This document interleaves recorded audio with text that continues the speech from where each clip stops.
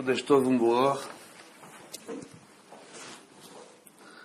Au Hashem, ce soir c'est Rosh Chodesh Nissan. C'est une période de l'année qui est très particulière. Alors on va d'abord poser une petite question avant d'aborder les halachot de Pessah.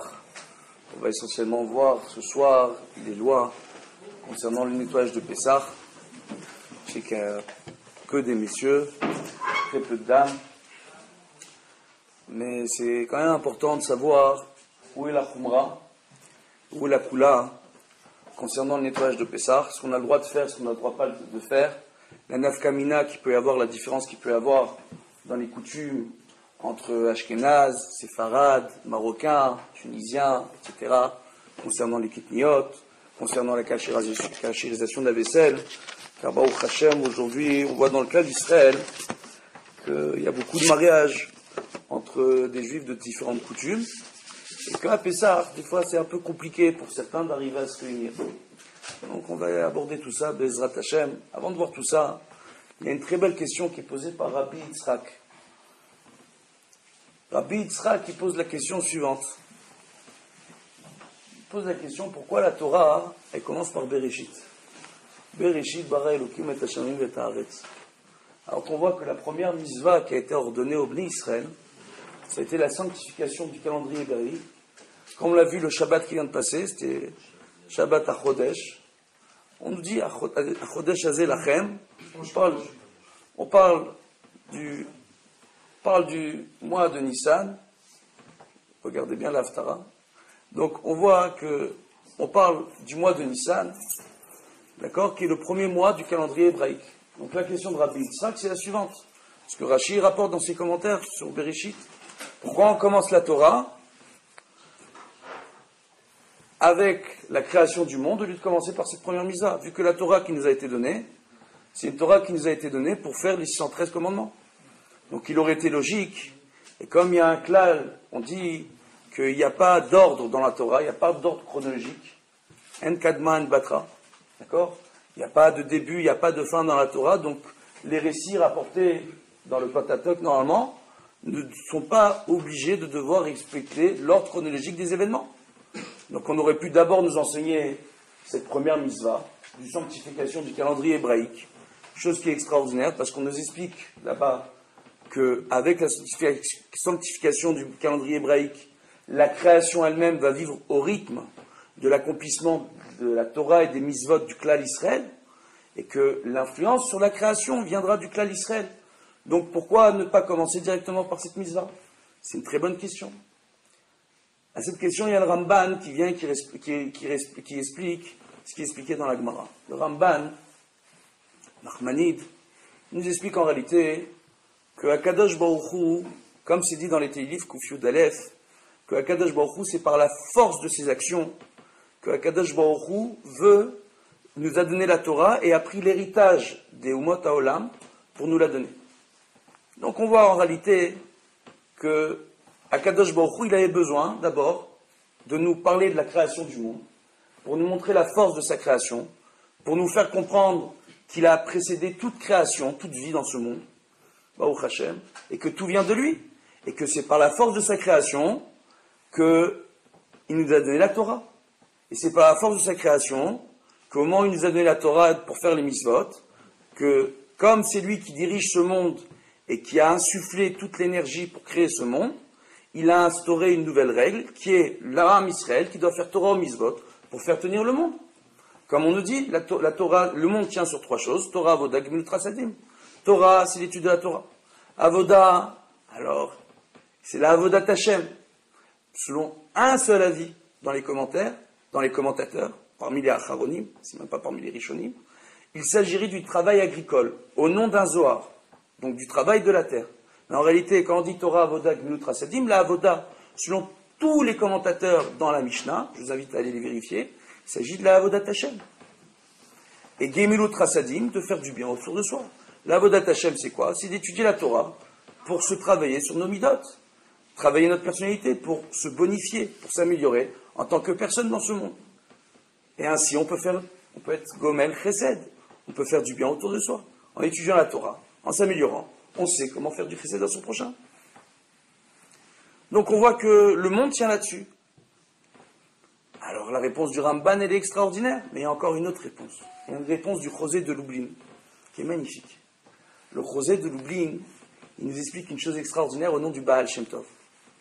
Il nous explique, Baruch Hashem, que Akadosh Baruch Hu, en plus de montrer la grandeur de sa création, il a voulu nous montrer un modèle de réussite à travers la Torah et les mitzvot, par le biais d'hommes qui ont accompli la volonté divine sans être ordonnés de faire la Torah. De qui on parle? Des Avot. Avraham, Yitzhak et Yaakov. On voit dans Tehillim Kuf Yud Aleph que c'est par la force de ses actions que Akadosh Baruch Hu a donné la Torah en Israël pour prendre l'héritage des nations du monde. Pourquoi David Ameller se sent obligé de nous écrire une chose pareille dans les Tehillim? Tout simplement parce que si on étudie bien l'ordre chronologique des nations, on va voir que dans la Torah, les premiers peuples, les premières grandes nations qu'on voit ressortir de la Torah, c'est la nation d'Ishmaël et la nation d'Esav. Et à savoir que Esav, Édom, a précédé la grande nation d'Ishmaël. Donc ça veut dire quoi? Ça veut dire que ici, bien qu'Ishmaël soit né avant, que Esav très vite, il a bâti une très grande nation. On le sait tous, le soir de la vente du droit d'aînesse, quand on nous dit que Esav, il rentrait du champ, les gens pensaient qu'il rentre du champ, il rentrait de la chasse. En réalité, il rentrait du champ de bataille. Il venait de vaincre Nimrod, qui régnait sur une bonne partie du monde, et de ce fait, avec son armée, c'était un des principaux régnants sur ce monde. Quand on nous parle d'Avraham, Yitzhak et Yaakov, on oublie que nous devons dire qu'Avraham, il a mis à genoux Pharaon, parce qu'Akadosh Baruch Hu l'a protégé. Il a mis à genoux le roi des Philistins. Il a vaincu les 11 rois qui vivaient sur la terre de Canaan. Donc c'est un homme qui a soulevé une armée. C'est un homme qui a négocié face aux dirigeants de ce monde et qui a vaincu les dirigeants de ce monde. C'est pas un berger comme on se l'imagine. Donc la lecture de la Torah elle change totalement quand on réalise qui est Avraham, qui est Yitzhak, que le roi des Philistins il est obligé de passer une alliance avec Yitzhak, qui est Yaakov, que Pharaon il va lui donner la plus belle terre d'Égypte par rapport à l'héritage de Sarah et Ménou, que Pharaon à l'époque de Sarah, en voulant épouser Sarah, lui avait donné dans son contrat de mariage la terre de Goshen, qui est la plus belle terre d'Égypte. Et là, Yaakov vient, il réclame son dû. Et qu'est-ce qu'il fait Pharaon? Il va donner la plus belle terre d'Égypte à Yaakov et sa descendance. Donc on arrive à comprendre ici qu'on ne parle pas d'hommes simples. Et comment ils ont eu une telle réussite? Comment ils ont été protégés face aux grands des nations de ce monde? Tout simplement parce qu'ils ont fait la volonté divine. Et tout ça sans être ordonné. Maintenant, pourquoi Dieu, il a attendu de nous faire sortir d'Égypte pour nous donner la Torah? Chachamim nous disent, Yesh Shishim Ribo Otshot la Torah. C'est les Rashi Tevot, ça veut dire en français qu'il y a 600 000 lettres dans la Torah. Les Rashi Tevot de Yesh Shishim Ribo Otshot la Torah, c'est Israël. Ça veut dire quoi?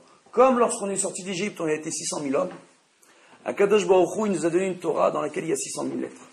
Chaque homme qui est sorti d'Égypte est représenté par une lettre. C'est quoi un Sefer Torah?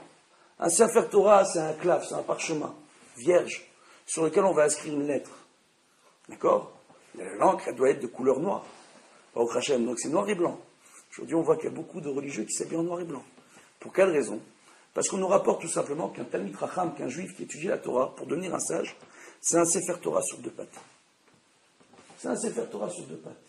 Et que lui, il est dans le Sefer Torah. Que lui, c'est une des lettres de ce Sefer Torah, il écrit l'histoire du Klal Israël. Cette semaine, j'ai eu le mérite de m'entretenir avec le Rav Frankfurter.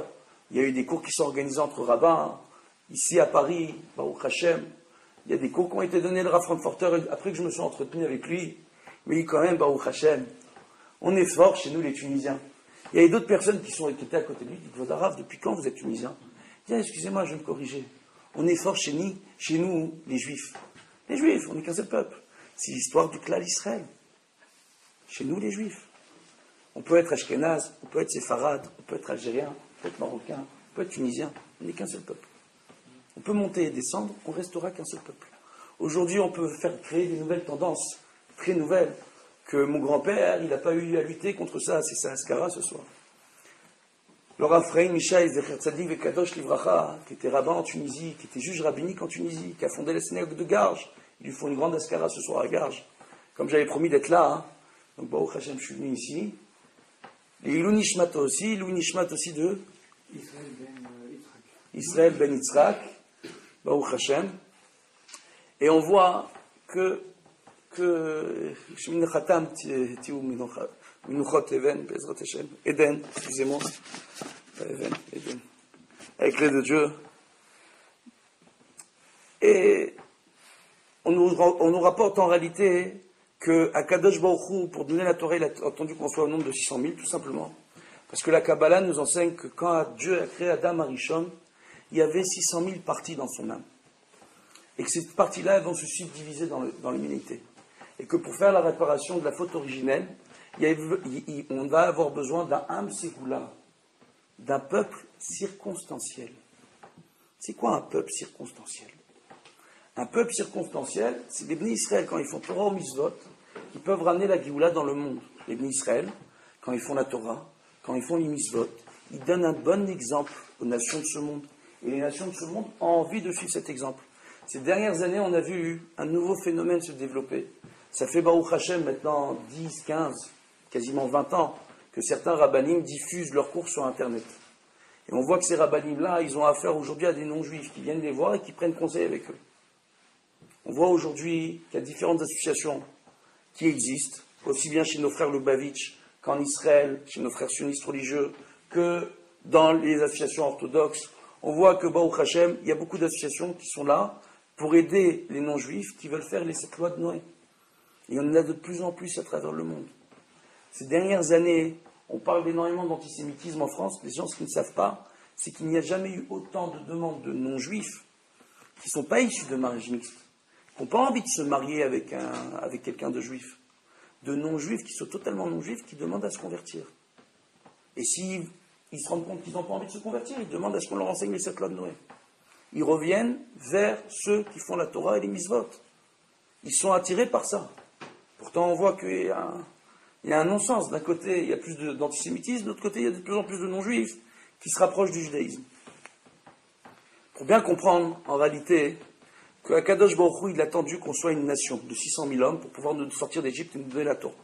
Pour quelle raison? Pour faire le tikkun d'Adam Arishon. Tout simplement. Baruch Hashem. Mais on voit en réalité qu'il y a une autre réalité qui est apportée dans la Gemara.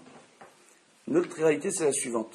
On nous rapporte dans Maseret Sachim que dans les Teilim, je crois, le Perek Kouf Lamed Vav, au Dou, il y a 26 versets. Ces 26 versets-là, et qui sont l'équivalent des 26 générations qu'il y a eu entre Adam Arishon et la sortie d'Égypte.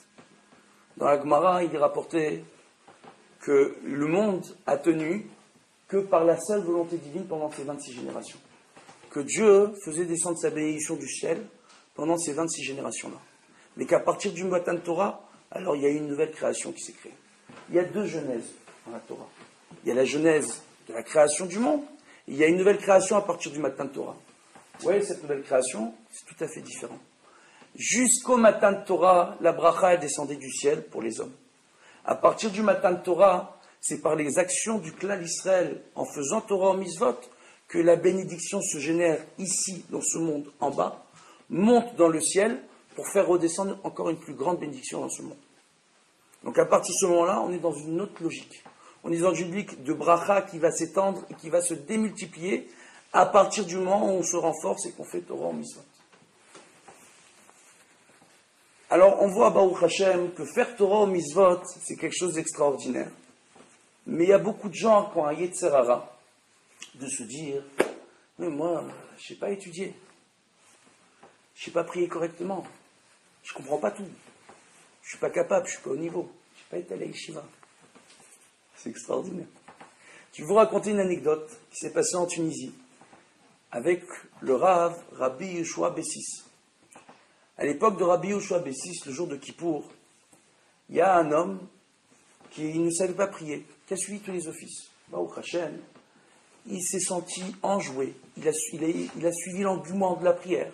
Mais il était frustré, il ne savait pas prier. Arrive le moment de la Nihila, la prière la plus importante, la prière qui finalise toutes les prières de Kippour. Cet homme-là, qui était éleveur de poules, se met d'un seul coup dans la synagogue à pousser des cris de coq. Cocorico! Tout le monde le regarde, qu'est-ce qui lui arrive celui-là? Qu'est-ce qui se passe? Il va pas bien. Il lui demande d'arrêter. C'est pas respect. Bon, c'est la prière, c'est qui pour? C'est la nuit là. Qu'est-ce que tu nous fais? Il y a ma boule. Les gens, il vient, il lui demande de s'arrêter. Et là, Rabbi Yoshua Bessis, le grand rabbin de Tunisie, dit à tous les gens, arrêtez-vous. Pourquoi? Cet homme, avec son cocorico, il vient de nous ouvrir toutes les portes du ciel. Il a rapporté dans la Gemara qu'un homme qui va déformer un mot dans la prière, qui va dire, au lieu de dire Va'ahavta et Hashem Elokecha, et tu aimeras l'Éternel ton Dieu, il dira, et tu détestes, Va'ayevta, et tu détesteras l'Éternel ton Dieu. La chose oyev. Au lieu de dire qu'il va aimer, il va détester. Il a inversé le mot. Il a inversé le sens. Mais lui, son intention dans sa prière, c'est de dire qu'il aimait Dieu. On dit que sa prière dans le ciel, elle est acceptée. Alors ça fait très bizarre, parce que moi j'ai étudié à Kisser Rachamim. C'est très bien qu'à Kisser Rachamim, on est makpid sur les règles de grammaire, sur la prononciation, etc. Parce que c'est beaucoup mieux. On rapporte dans la Gemara, Masechet Souka, qu'il y a un homme, parce qu'il faisait une différence de prononciation entre le tête et le tav. Bon, je sais que ça vous échappe, ce truc-là. Mais parce qu'il faisait une différence de prononciation entre le tête, qui est plus prononcé que le tav, il a eu le mérite, durant sa période où il devait rester au Guéhinom, en enfer, faut savoir que la majeure partie d'entre nous, on sera obligé de rester en enfer. Au moins durant une période de 12 mois maximum. Alors, ça fait partie du processus quand la Neshama monte dans le ciel. Lui, durant cette période-là, il a eu le mérite d'avoir une souka qui est venue, qui l'a protégé de la chaleur et des flammes de l'enfer. Il avait le masgan dans sa souka. Il avait l'air climatisé. Il était tranquille. Pourquoi? Toute sa vie, il a fait la différence de prononciation entre deux lettres. Le tête et le tav. Une différence qui est très fine, qui est infime.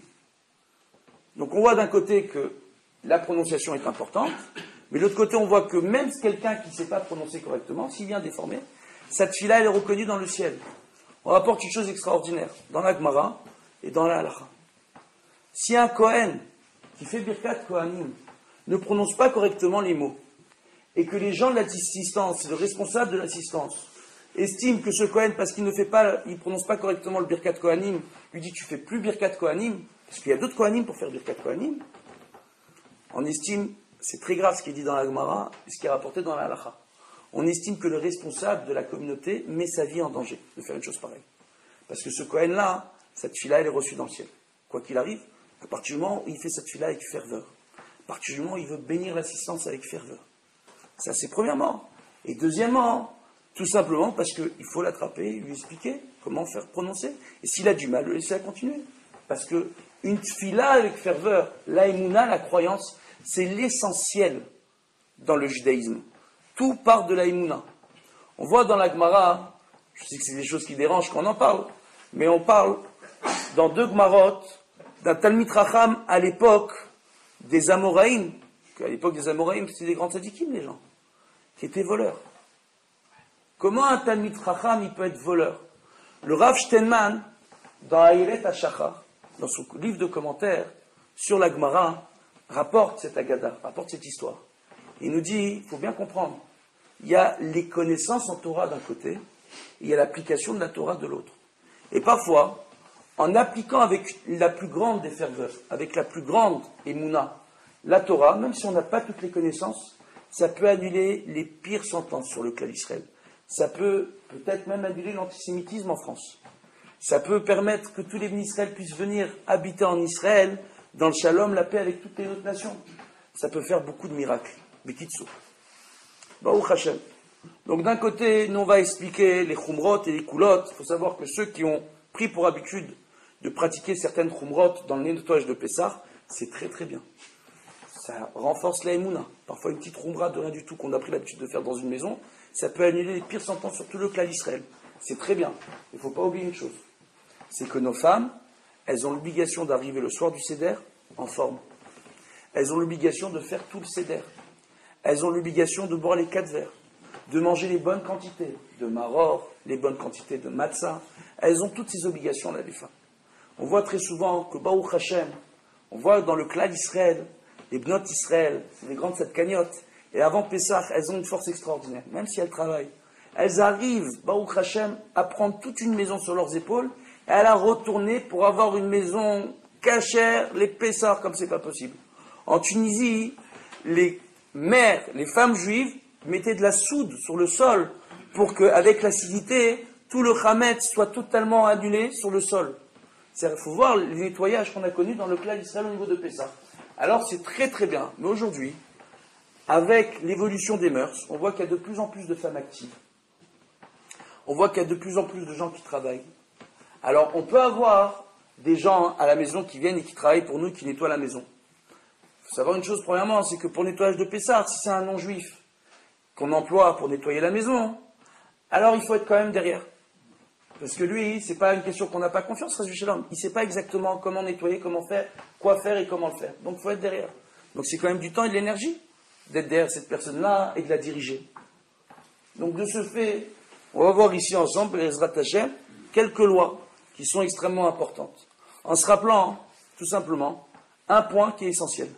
La fête de Pessah, c'est la fête la plus importante de l'année. C'est au-dessus de Rosh Hashanah, c'est au-dessus de Kippour, c'est au-dessus de Purim, c'est au-dessus de toutes ces fêtes où il y a de très grandes lumières qui descendent du ciel. Mais le soir de Pessah, c'est les lumières qui vont finaliser tout le travail qu'on a fait sur l'année précédente. Toute la Avodat Hashem, tout le service divin qu'on a accompli durant l'année précédente, si on ne l'a pas accompli correctement, il peut être réparé ce soir-là. Si on prépare son seder comme il faut, si on étudie la Haggadah comme il faut, si on enseigne la Haggadah à ses enfants et à ses petits-enfants comme il faut. C'est un soir extraordinaire où il y a une très grande Kedusha qui se crée dans le clan d'Israël. Raison pour laquelle il faut que les femmes arrivent en forme le soir du Seder. C'est le tikkun de la Avodat Hashem de toute la maison, ce soir-là qu'on fait. C'est pas quelque chose de pachout. Et on voit qu'il y a beaucoup de femmes, Baruch Hashem, qui veulent nettoyer, et qui veulent nettoyer, et qui veulent nettoyer. Et le soir du Seder, elles arrivent fatiguées. Et très souvent, elles donnent un grand coup de booster à la veille du Seder. Et là, elles arrivent fatiguées.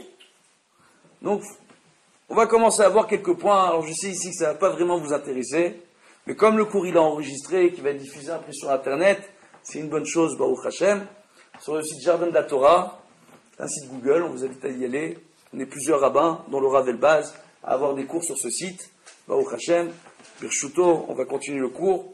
Birshut Akal Kadosh. On va essayer de comprendre premièrement un point qui est essentiel. Je vais vous poser des questions et je vais vous demander de participer peut-être. On voit par exemple qu'à Pessah, on trouve rarement de l'huile d'arachide cachée les Pessah. Est-ce que vous savez pour quelle raison? Hein? Non.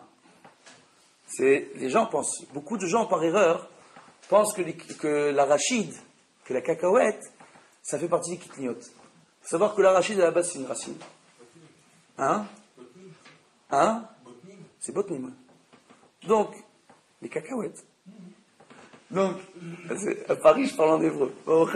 Donc, on voit comme ça en réalité que les cacahuètes ne font pas partie des kitniot. Bichlal, que normalement l'huile d'arachide, ça pourrait être utilisé sans aucun problème. Maintenant, il y a différents problèmes dans le cycle de fabrication des cacahuètes.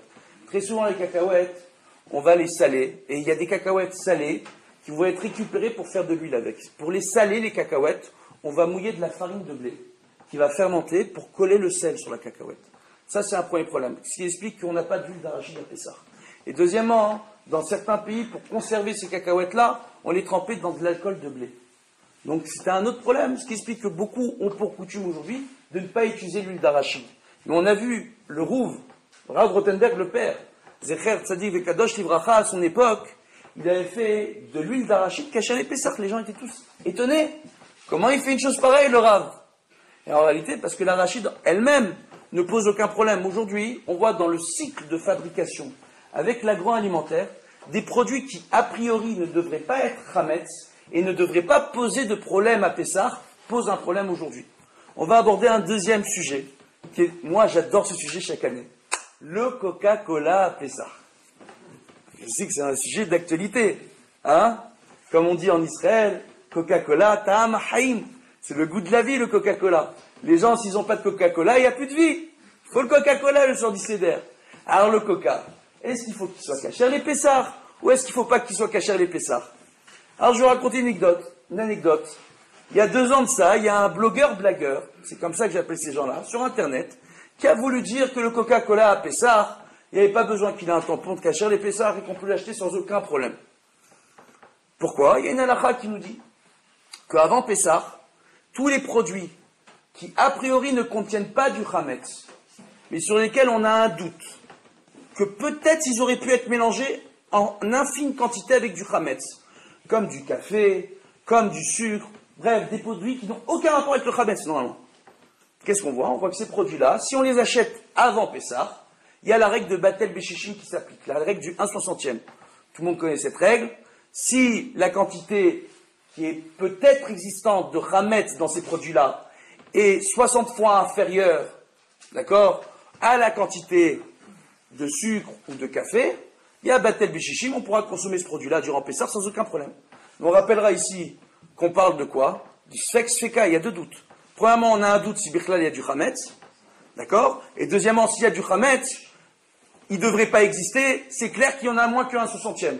Donc comme il y a ce Sfek Sfeka qui s'applique, donc cette règle elle s'applique ici. En rappelant une chose essentielle, le Issour de Horaïta de la consommation du chametz à Pessah, c'est de manger 30 grammes de chametz.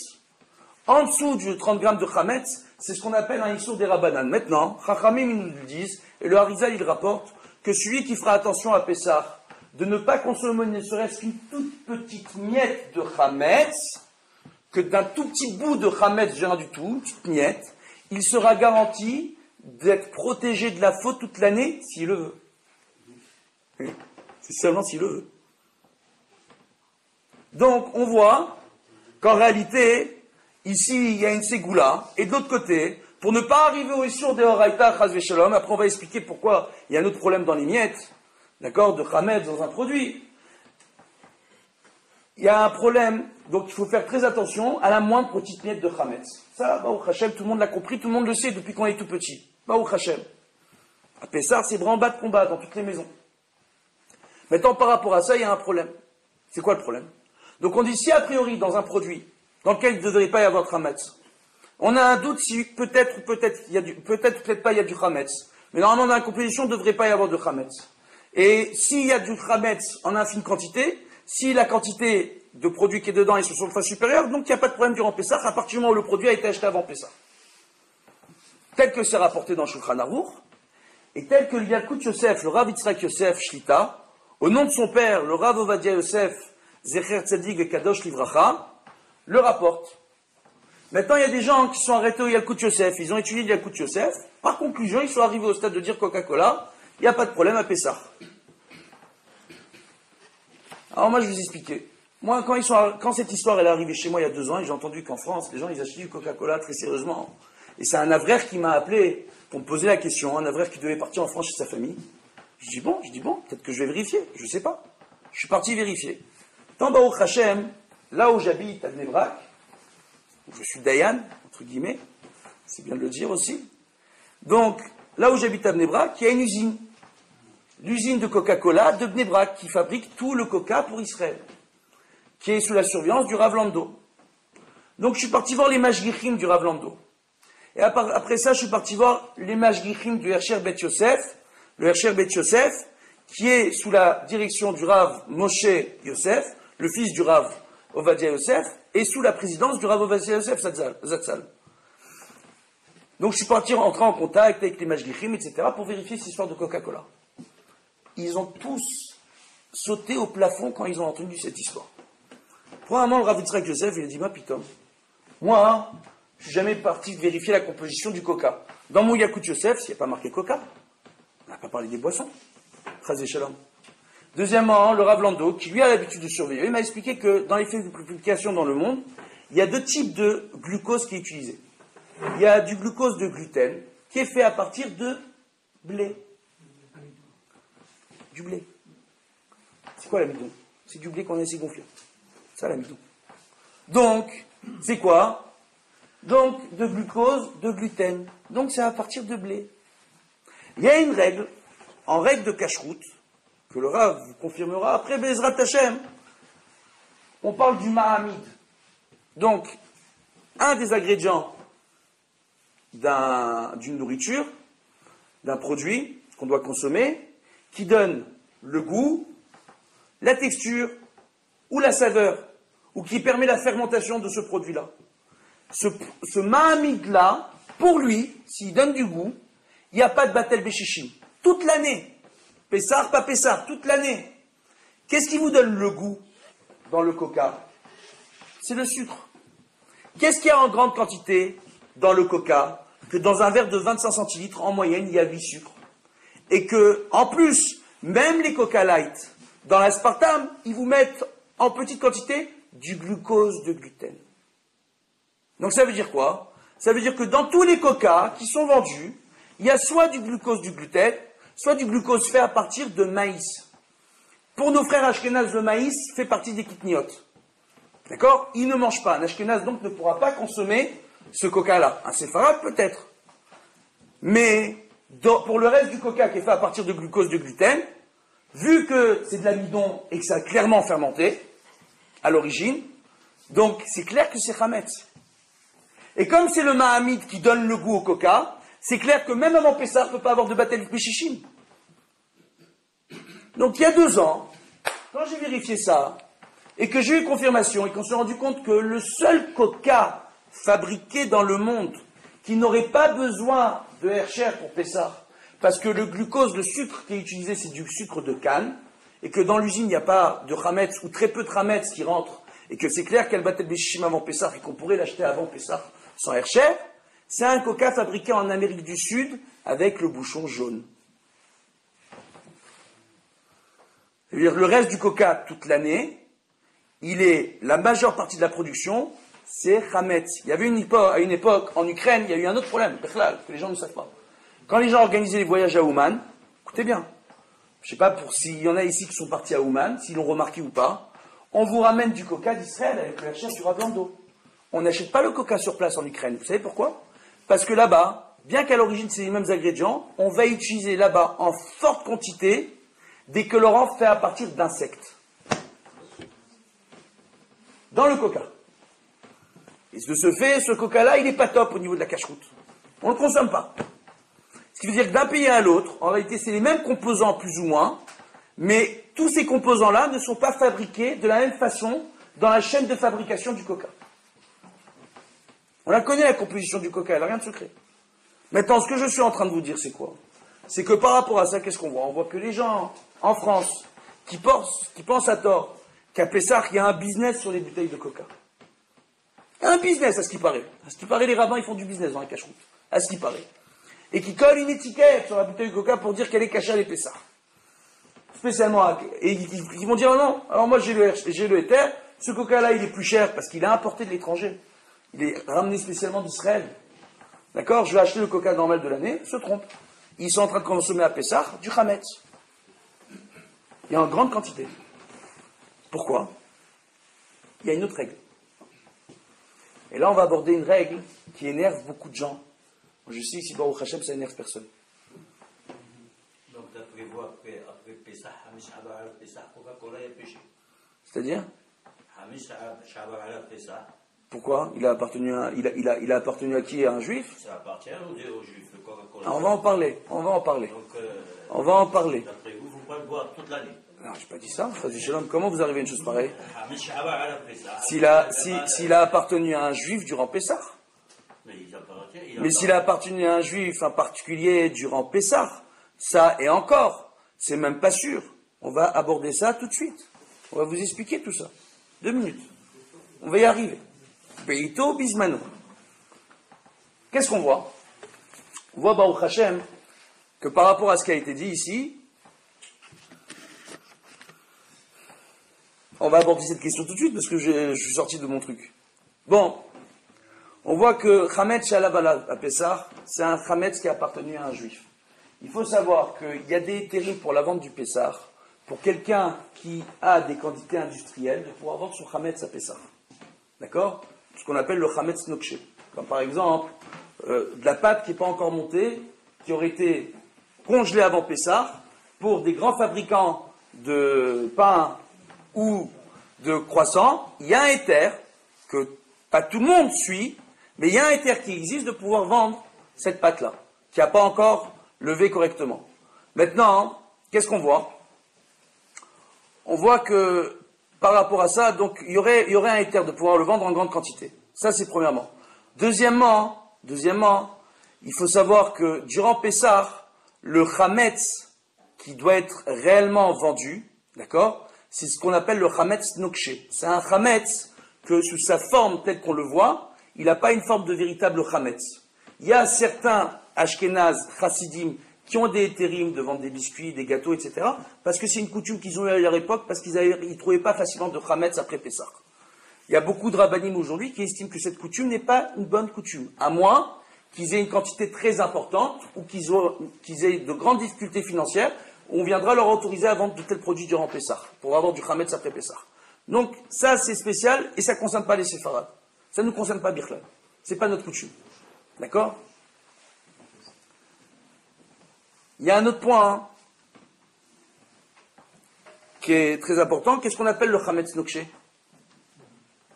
C'est des produits qui servent à fabriquer du chametz. Il y a un potentiel de chametz. D'accord? Donc chametz nokché, on va donner un exemple. On va donner un exemple de ce qu'on a l'habitude de garder et de vendre durant Pessah, des grains de blé. On va les garder durant Pessah, on va les vendre. D'accord? En général, on ne va pas s'amuser à faire des matzot durant Pessah. On a fait nos matzot avant Pessah. D'accord? Pour pouvoir se reposer sur certaines règles de bitoul en cas de problème, etc. Sur la matzah. Mais en réalité, les matzot, elles n'ont aucun problème, celles qui sont vendues aujourd'hui dans le commerce. D'accord? Quand on parle de matzah shmura. Maintenant, donc il faut bien comprendre, en réalité, ici, que quand on vient et qu'on parle de certains produits, donc on voit qu'il y a des produits aujourd'hui, comme je l'ai dit au début, qui ne devraient pas a priori poser de problème, et qui arrivent à poser des problèmes. On a trouvé des sachets de thé, écoutez bien, où le thé, aujourd'hui dans les sachets, on les fait fumer, entre guillemets, dans un four, d'accord? Pour les faire sécher. Et pour les faire sécher plus vite, pour leur donner certaines saveurs, il y en a qui vont tremper ce blé-là dans de l'alcool de blé. Ça ne sort plus. Ça ne sort plus. Même sur certains produits où on se dit a priori il ne devrait pas y avoir de problème, aujourd'hui avec l'industrialisation, il y a des problèmes là où il ne devrait pas en avoir. Maintenant, qu'est-ce qu'on vend dans l'effet qu'il demande de vendre le chametz? Qu'est-ce qu'on vend? c'est-à-dire, je viens d'expliquer. Qu'est-ce qu'il vend? Si vous dites que Il va vendre, alors, regardez, on va expliquer ce qu'on vend pour Pessah, ce qu'on peut vendre, ce qu'on ne peut pas vendre. D'accord? Tout produit qui est mélangé avec du chametz, d'accord? Mais en faible quantité. Certains alcools, ils pourraient être vendus durant Pessah. À partir du moment où ces alcools-là ne sont pas essentiellement des alcools de blé, tels que le whisky. Il y a des poskim qui déconseillent de vendre le whisky durant Pessah. Maintenant, un monsieur qui a 10 bouteilles de whisky, c'est de l'argent. Lui, il a un éther pour pouvoir vendre ses bouteilles de whisky durant Pessah. Donc ça, il peut le vendre. Les paquets de pâtes eux-mêmes ne deviennent la pâte qui est vendue, qui est cuite au four, d'accord? Une fois qu'on la cuit dans la casserole, c'est une fois qu'elle gonfle qu'elle devient réellement chametz mamash. Avant ça s'appelle chametz nokché. Donc des paquets de pâtes qu'on a en grande quantité, on pourrait les vendre durant Pessah. Maintenant, ce qui est du chametz mamash, tel que des paquets de gâteaux, du pain, des choses comme ça, chez nous, on ne vend pas ça. Il existe certains, chez les chassidim, qui ont pour coutume, par habitude, comme je l'ai déjà expliqué tout à l'heure, parce qu'en Europe de l'Est, ils avaient du mal à pouvoir trouver du chametz après Pessah, etc., de vendre ce type de produit durant Pessah. Leurs rabbanim eux-mêmes leur expliquent que ce n'est pas une bonne coutume, et il y a certains rabbanim qui continuent à l'autoriser pour certaines familles qui sont très pauvres. D'accord? Parce que c'est un budget pour ces gens-là. Mais nous, on n'a pas cette coutume-là. Ça va aller plus loin. En Afrique du Nord, il y avait beaucoup de gens qui n'avaient pas la vente du chametz. Ça n'existait pas, la vente du chametz. La vente du chametz, son origine elle est dans la Gemara. Il y a un éther pour des gens qui ont des quantités industrielles. De ces éthers-là, on est arrivé à un éther pour les particuliers. Pour le chametz nokché, pas pour le véritable chametz. Tout produit qui sert à fabriquer du chametz et qui est en potentiel du chametz, comme du grain de blé. la semoule. Pardon? Alors, comme la semoule qui n'est pas encore cuite, d'accord? Comme les pâtes qui ne sont pas encore cuites, ces choses-là, qui pourraient être vendues si on les a en grande quantité. Des petites quantités, il y a un éther. Pour ceux qui ont du mal, ils peuvent se reposer sur ce éther. Maintenant, c'est une mitzvah de se débarrasser du chametz, de sortir de la maison et de brûler. À partir du moment où on ne va pas s'engendrer une perte d'argent importante. Il y a un problème de baltachrit de l'autre côté. C'est pour ça qu'on a mis en place le système de vente dans toutes les communautés aujourd'hui. Pour éviter le baltachrit. Comprenez? Maintenant, pour le chametz Shavara Lava Pessah, pour ce que vous êtes en train de dire, vous êtes en France.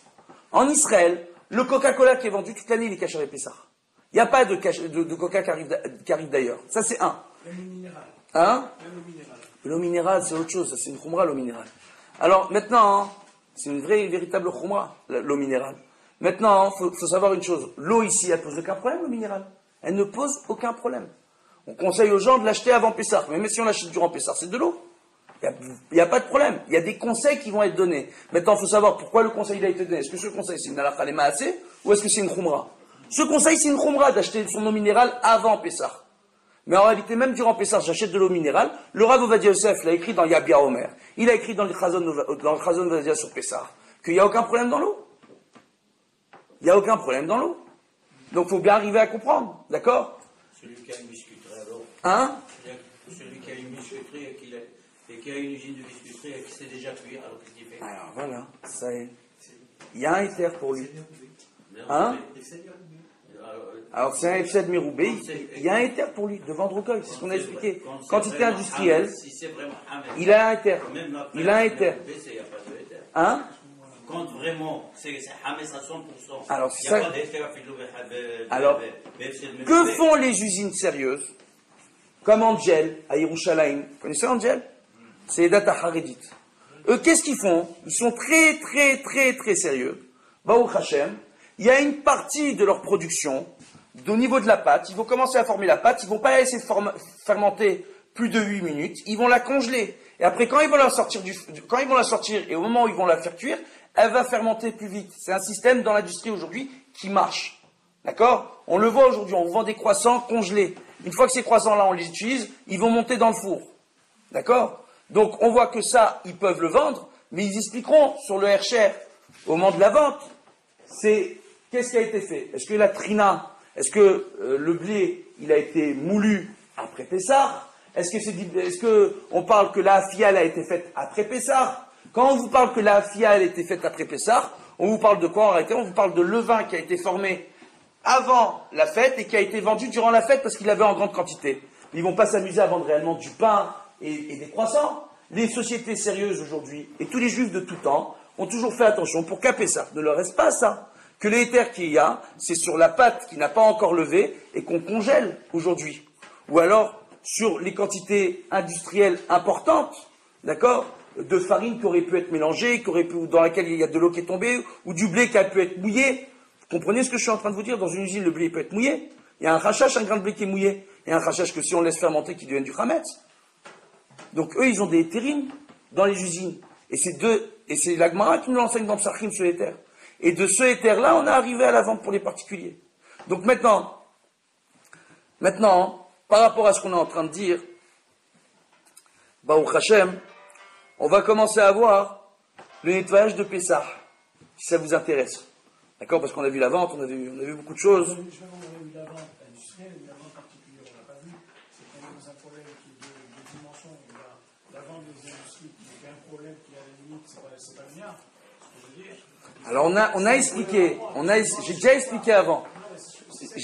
Oui, mais j'ai déjà expliqué avant qu'on s'est inspiré de ce éther-là pour arriver au terme de la vente du particulier. Ça, c'est premièrement. Et qu'au niveau du particulier, on va lui dire vendre ton chametz nokshe. Donc du chametz qui n'est pas encore monté, qui n'est pas encore fermenté. Alors, j'ai une bouteille de Coca-Cola, en supposant que. Mais, venez, on va vous expliquer. On a expliqué que le coca, il y a un problème. Que le coca, il n'y a pas de bitoul dedans quand il est là de l'année. Mais toutes ces boissons-là, d'accord, c'est pas ce qu'on appelle d'apparence, à nos yeux, du chametz mamash. D'accord? Bien qu'on n'a pas le droit de le consommer durant Pessah. Donc il peut être vendu durant Pessah. Coca, les boissons qui ne sont pas sur la liste du Beddin, ça peut être vendu durant Pessah. Je sais le coca que j'ai chez moi, quand je fais ma vente à moi. Par exemple, j'ai une bouteille d'alcool, Je viens de vous répondre. Qu'est-ce que Je viens de vous répondre que le coca, vous pouvez le coca, comme d'apparence, c'est pas du Hametz Gamour, mamash, d'apparence. Il n'y a pas l'apparence du Hametz Gamour. On peut le vendre et il y a certains poskim qui vont autoriser la vente du whisky. Nous, on n'a pas pour coutume d'autoriser la vente du whisky. On n'a pas pour coutume. Les Sfaradim. Les Sfaradim, on a l'habitude. D'ailleurs, ici, la vente entière qui se vend, on fait tout le Hametz. C'est pas le Hametz qui. Donc vous vendez le pain à Pessah. On vend le pain à Pessah, oui. D'accord. Ici, on vend tout le Hametz. Ok. Oui, oui. Ce qu'on fait, Rabbi, ce qu'on fait, c'est que s'il y a écrit un escamour, on le Ok. prend pas. Alors, écoutez, moi je vous écoute, d'accord? Moi je vous écoute. Maintenant je vais vous expliquer. Chaz Shalom, c'est pas de l'orgueil. Chaz Shalom. J'ai étudié dans une yeshiva qui s'appelle Kisser Rachamim. Non mais je vous explique. La yeshiva de Kisser Rachamim, c'est une yeshiva séfarade, qui est dirigée par le Rav Meir Mazouz. D'accord? J'ai eu l'occasion d'étudier avec le Rav Ovadia Yosef, le Rav Yitzhak Yosef. Donc, quand moi, ces rabbanim-là me rapportent la massorette du monde séfarade, quand moi, mon grand-père et mon père est Rav, mon grand-père est Rav, mon arrière-grand-père il est Rav, il me rapporte la massorette du monde séfarade. On ne peut pas venir me dire aujourd'hui que dans le monde séfarade, on vendait du pain. Ça n'existait pas de vendre du pain. Mais c'est séfarade du côté de Tunisie. J'étais en train de le dire. Il n'était pas marocain non plus. Le Rav Yosef aussi, il n'était pas marocain. Il est de. Alors, ne connaissait pas. D'ailleurs, entre Shalom Sass et Rav Yosef, il y avait toujours une grande mahloquette parce que les le Rav Shalom Sass n'autorise pas la vente du pain à Pessah. Il l'a vendé, il l'autorisait à 100%. Et même le Coca-Cola, il l'autorisait à 100%. J'étais là. Le Coca-Cola, ma femme, elle travaillait chez Coca-Cola et c'est elle qui le faisait tourner les bouteilles et en sortant, il donnait la théorie de Coca-Cola. À l'époque, c'est du glucose de canne, c'est du sucre de canne qui est utilisé. Aujourd'hui, avec l'industrialisation. Vous avez dit que le sucre de canne, c'est seulement en Brésil ou je ne sais pas où. Mais je vous explique, à l'époque du Rav Shalom Messas, Zecher Tzadik Vekadosh Livracha, c'était pas hier, c'était pas cette année, c'était pas l'année dernière. Vous êtes en train de me parler de choses qui sont passées il y a 25 ans en arrière. Il y a 25 ans, il y a 35 ans, le Rav Ovadia Yosef, il avait autorisé la cachérisation d'un micro-ondes à Pessah. Après, il a interdit la cachérisation du micro-ondes à Pessah. Et les gens, ils continuent à dire que le micro-ondes, on peut le cachériser à Pessah. Et on voit le Bet Lubavitch qui distribue des feuillets qui dit, vous pouvez cachériser votre micro-ondes à Pessah. Le Rav Ovadia Yosef, il est revenu dessus. Parce qu'aujourd'hui, il y a des nouveaux systèmes de micro-ondes qui sont très difficiles à cachériser pour Pessah. Donc, il faut bien comprendre que vous le vouliez ou non, les minagim sont appelés à changer. Que vous le vouliez ou non, la réalité agroalimentaire appelle à ce que les gens n'écoutent pas leur rabbanim d'il y a 30 ans, mais leur rabbanim d'il y a d'aujourd'hui. Donc, et on ne va pas se casser, nous, aujourd'hui, la tête, les dayanim, à faire le tour des usines et à venir ici vous donner des cours pour qu'on nous explique ce que faisaient les rabbanim il y a 25 ans, il y a 30 ans, quand ils avaient affaire à une autre réalité agroalimentaire. La réalité, elle a changé. C'est pas le dîner qui a changé. C'est la réalité. C'est pas la halakha qui a changé. C'est la réalité. Maintenant, il y avait des villes au Maroc, et je vais parler très franchement avec vous. Le Maroc, en Tunisie, en Algérie, il y a des coutumes qui sont installées, qui sont d'origine chassidique. Parce que Baruch Hashem, lorsque l'Alliance est arrivée en Afrique du Nord, et elle a fait un massacre dans le judaïsme, Baruch Hashem, le rabbi de Lubavitch, Zecher Tzadik Vekadosh Livracha, il a envoyé ses shluchim. Maintenant, il y a une halakha qui nous dit que si un rave, il ne connaît pas le minag du makom, il vaut mieux qu'il enseigne sa propre coutume aux gens, pour être sûr au moins qu'ils suivent une déa. Donc ils ont enseigné la coutume Chabad. Et chez Chabad, il y avait une coutume comme ça, de vendre du pain à Pessah. Maintenant, demandez à certains Lubavitch, ils ne vendent pas leur pain à Pessah. Alors je vais vous poser une question, est-ce qu'on peut être sommaire sur tous ces avis rabbiniques aujourd'hui qui permettent de le faire? Alors moi, je vais vous répondre ce qu'a répondu le Rav Raphaël Yaakov Israël, avec qui mon père étudiait en Chevrota. Le Rav Israël de Sarcelles, je pense que vous avez entendu parler de lui. Zecher Tzadik Vekadosh Livracha. Quand j'étais petit, il m'a dit une chose. Il m'a dit, mon fils, tu m'écoutes, un jour tu seras rabbin. J'avais 8 ans. Tzadikim, c'est spécial. Il me dit, sache une chose, ce qui sauvera les bénis Israël avant la Géoula, c'est que chacun sache quelle est sa coutume et qu'il reste attaché à la coutume de ses pères. Donc, d'aller chercher des hétérines partout, là on peut en chercher, parce qu'il y a tel et tel et tel avis. C'est des avis qui existent. Ces gens-là, c'est des tzadikim, ils ne s'amusent pas à autoriser des choses qui sont interdites, Razvé Shalom. Mais il y a une coutume de vos pères, une coutume qui s'est installée et qui a été adoptée en tant que xéra, c'est-à-dire une coutume qui a été décidée au sens de la loi. D'accord? Au niveau de la loi. D'accord? Il y a un problème de néder. C'est un néder qu'ont fait nos pères. Ils ont fait un vœu de suivre une certaine coutume. Si on va contre ce vœu-là, on a un problème de Torah Nedarim. D'aller contre un vœu qu'on a fait. De ce fait, moi je vous le dis, les kitniot à Pessah, quand il y a des rabbinim qui disent pas kédaï de manger du riz, ou pas kédaï de manger du houmous, si c'est notre minag, ça veut dire quoi? Si aujourd'hui il y a du riz et il y a du houmous qui ne pose absolument et strictement aucun problème, et qui peut être consommé à Pessah, pourquoi se l'interdire? Ça veut dire que quoi? Que mon père, mon grand-père, mon arrière-grand-père, ils sont trempés quand ils ont mangé du riz à Pessah? Surtout que le riz, ça fait pas partie des kitniot. Ce riz, c'est notre marloquette qu'il y a. On dit, est-ce que c'est un céréal ou est-ce que c'est pas un céréal, le riz? Et après, il y a eu un autre problème, parce que dans le riz, se mélangeait des grains de blé. Aujourd'hui, il y a du tri laser dans le riz. Que le riz, on dit par coutume, vous devez le trier 3 fois. Par coutume, parce que c'est un éder qu'on a fait. Le riz, il est trié au laser. Vous n'allez jamais trouver un grain de blé dans ce riz-là. Le riz qui arrive caché à l'épaisseur, trié au laser avec l'air chérim d'Israël, il est trié au laser. Vous n'allez jamais trouver un grain de blé dedans. Mais on vous dit, comme on a fait le néder et qu'on a pris l'habitude de le trier 3 fois, on devra, veille de Pessah, avant Pessah, le trier 3 fois. C'est les néder, c'est Torah Nedarim, c'est que quand on va contre un néder, contre un vœu qu'on a fait, on transgresse une loi de la Torah. C'est pas quelque chose de pachout. De venir et de changer les coutumes comme on veut.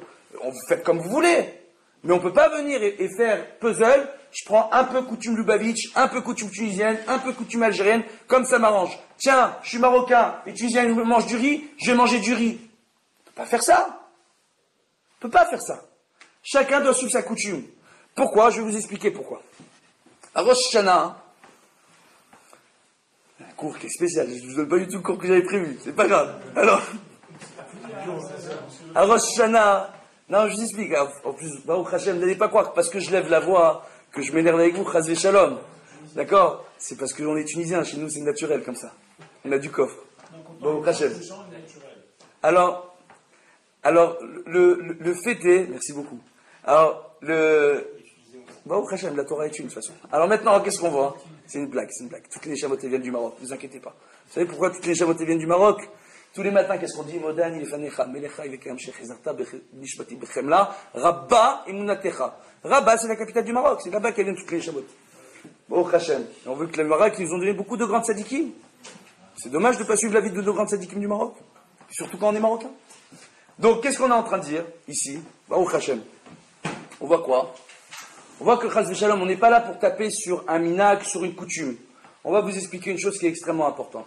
Il est rapporté dans la halakha qu'un homme qui a envie de faire teshuva, je le dis moi-même, il y a un de mes élèves qui est là, il peut en témoigner, le Rav Yoel Biton, d'accord? Qui va bientôt devenir rabbin en France, avec l'aide de Dieu, Bezrat Hashem. Et qu'est-ce qu'on voit? On voit aussi une chose qui est extraordinaire. Un homme qui veut faire teshuva. Un homme qui veut faire teshuva. Si la coutume de ses pères ne l'attire pas, ne lui donne pas envie, d'accord? Et qui préfère une autre coutume. Comme on voit dans les dernières générations, il y a beaucoup de jeunes qui vont délaisser la coutume séfarade pour devenir Chabad, par exemple. C'est quelque chose de très bien. Au contraire, on n'est pas en train de critiquer ça. Mais il veut devenir Chabad, alors il devient Chabad jusqu'au bout. Il suit tous les psakim, des poskim, Chabad. Ils doivent suivre la coutume comme il faut. Il ne peut pas dire d'un côté je suis Chabad, de l'autre côté je mange des kitniot. Est-ce que vous dites Altitosh Torah Timbecha? Alors Altitosh Torah Timbecha, c'est un issur des Rabbanan.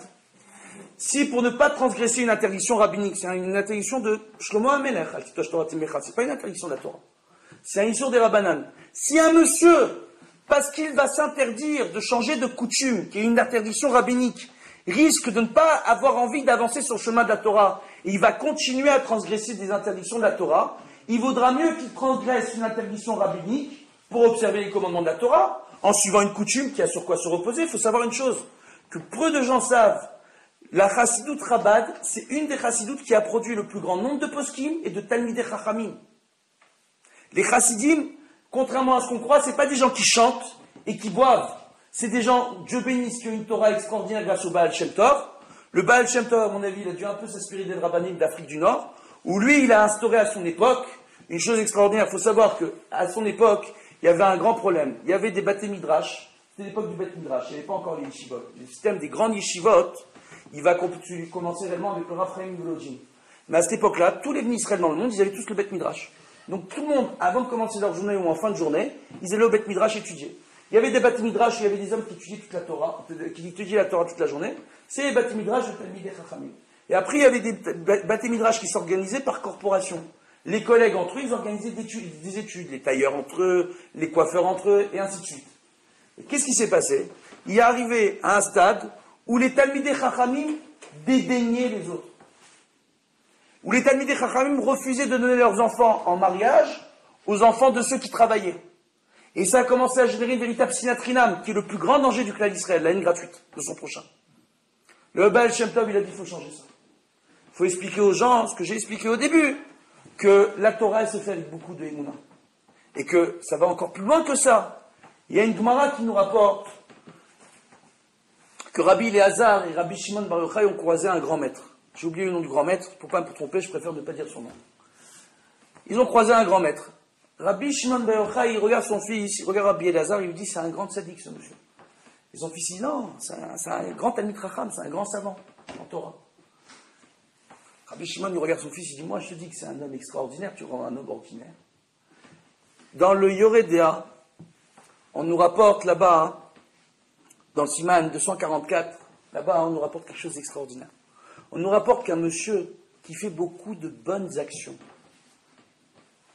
même si ce n'est pas un Talmid Chacham, c'est un homme qui aspire à faire le bien, il s'appelle Tzadik, et quand il monte à la Torah, il faut se lever pour lui.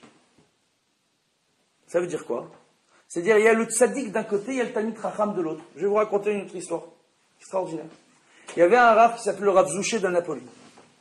Sabbat d'Anapoli. C'était un chassid à l'époque du Gaon de Vilna. Et ce Rav, dans sa ville, c'était un homme qui était connu pour passer son temps à faire du bien dans sa synagogue, à aider les gens. Il avait très peu de temps pour s'asseoir et étudier.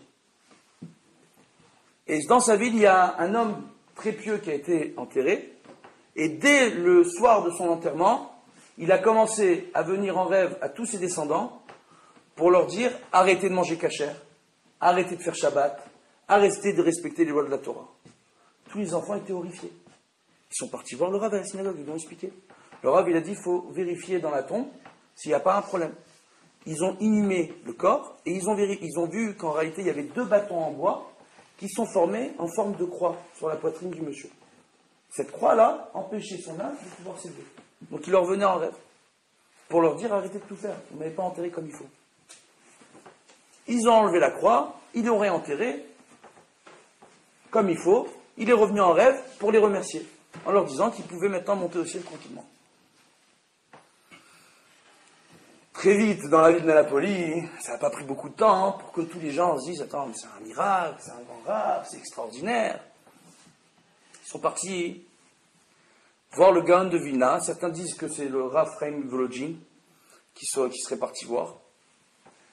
C'est une histoire qui est rapportée dans les poskim. Maintenant, et que le Rav qui sont partis voir, qui était un grand possèque, a dit mais il n'y a rien de miraculeux là-dedans. Il y a une Gemara dans l'Yerushalmi qui rapporte que si un homme il est enterré avec une idole, il va venir en rêve à ses descendants pour les sortir du chemin de la Torah. Donc, il savait qu'il y avait... C'est clair qu'il a compris. Mais le miracle ici, ce qu'a répondu le Possèque, c'est comment ce chassid, qui fait autant de bien, peut connaître ces Gemara, parce qu'à l'époque, il n'y avait pas des livres et l'imprimerie comme il y a aujourd'hui. Le Yerushalmi, il ne courait pas les rues. Le miracle, c'est comment il connaît ce Yerushalmi, ce Rav. On le connaît, c'est un homme qui agit beaucoup pour faire le bien dans la communauté, mais qui n'a pas beaucoup de temps pour étudier. Et on ne sait même pas s'il a un Yerushalmi sous la main. Alors ils sont partis voir le Rav Zouché pour lui raconter ce qui s'est passé, ce qu'on a dit de lui. Et lui, il a dit, mais écoutez, c'est vrai, le Yerushalmi, je ne l'ai pas sous la main, je ne l'ai pas étudié. C'est vrai. Mais les mêmes lumières qui ont dévoilé dans le ciel à nos maîtres, dans la Gemara, dans le Yerushalmi, qu'un homme qui est enterré avec une idole, il va déranger sa descendance. Ces mêmes lumières-là qui m'ont fait comprendre ce lien-là. Instinctivement, j'ai compris. Est-ce que ça ne vous est jamais arrivé, vous, à un moment donné, d'être face à une problématique halachique et de vous dire moutard ou assour, et vous ressentez par instinct que c'est moutard ou que c'est assour? C'est déjà arrivé à une personne. Pourquoi? Parce que quand on cherche à faire le bien, instinctivement, il y a des lumières qui se mettent en main dans le ciel pour aider cette personne sur le chemin de la Torah. Le tzaddik, instinctivement il est élevé. Maintenant, c'est mieux d'être un Talmid Chacham et un tzaddik que d'être simplement un tzaddik ou simplement un Talmid Chacham. Mais si on a d'un côté un Talmid Chacham qui n'est pas tzaddik et de l'autre côté qu'on a un tzaddik qui n'est pas Talmid Chacham, celui à qui on devra donner le plus de respect, c'est le tzaddik. C'est des points qui sont extrêmement importants. Baruch Hashem. Donc par rapport à ce que je suis en train de vous dire, c'est quoi? C'est qu'en réalité, une personne, pour être tzaddik, pouvoir être un tzaddik, il doit chercher à respecter le minhag de ses pères. Si, à travers le minhag de ses pères, il n'arrive pas à être un tzaddik, alors il y a l'autorisation et la bénédiction de tous les poskim de permettre à cette personne-là de changer de coutume. Mais si elle veut changer de coutume, elle doit y aller jusqu'au bout. Elle doit prendre toutes les coutumes du minhag qu'elle choisit. On ne peut pas venir et choisir à la carte ses coutumes.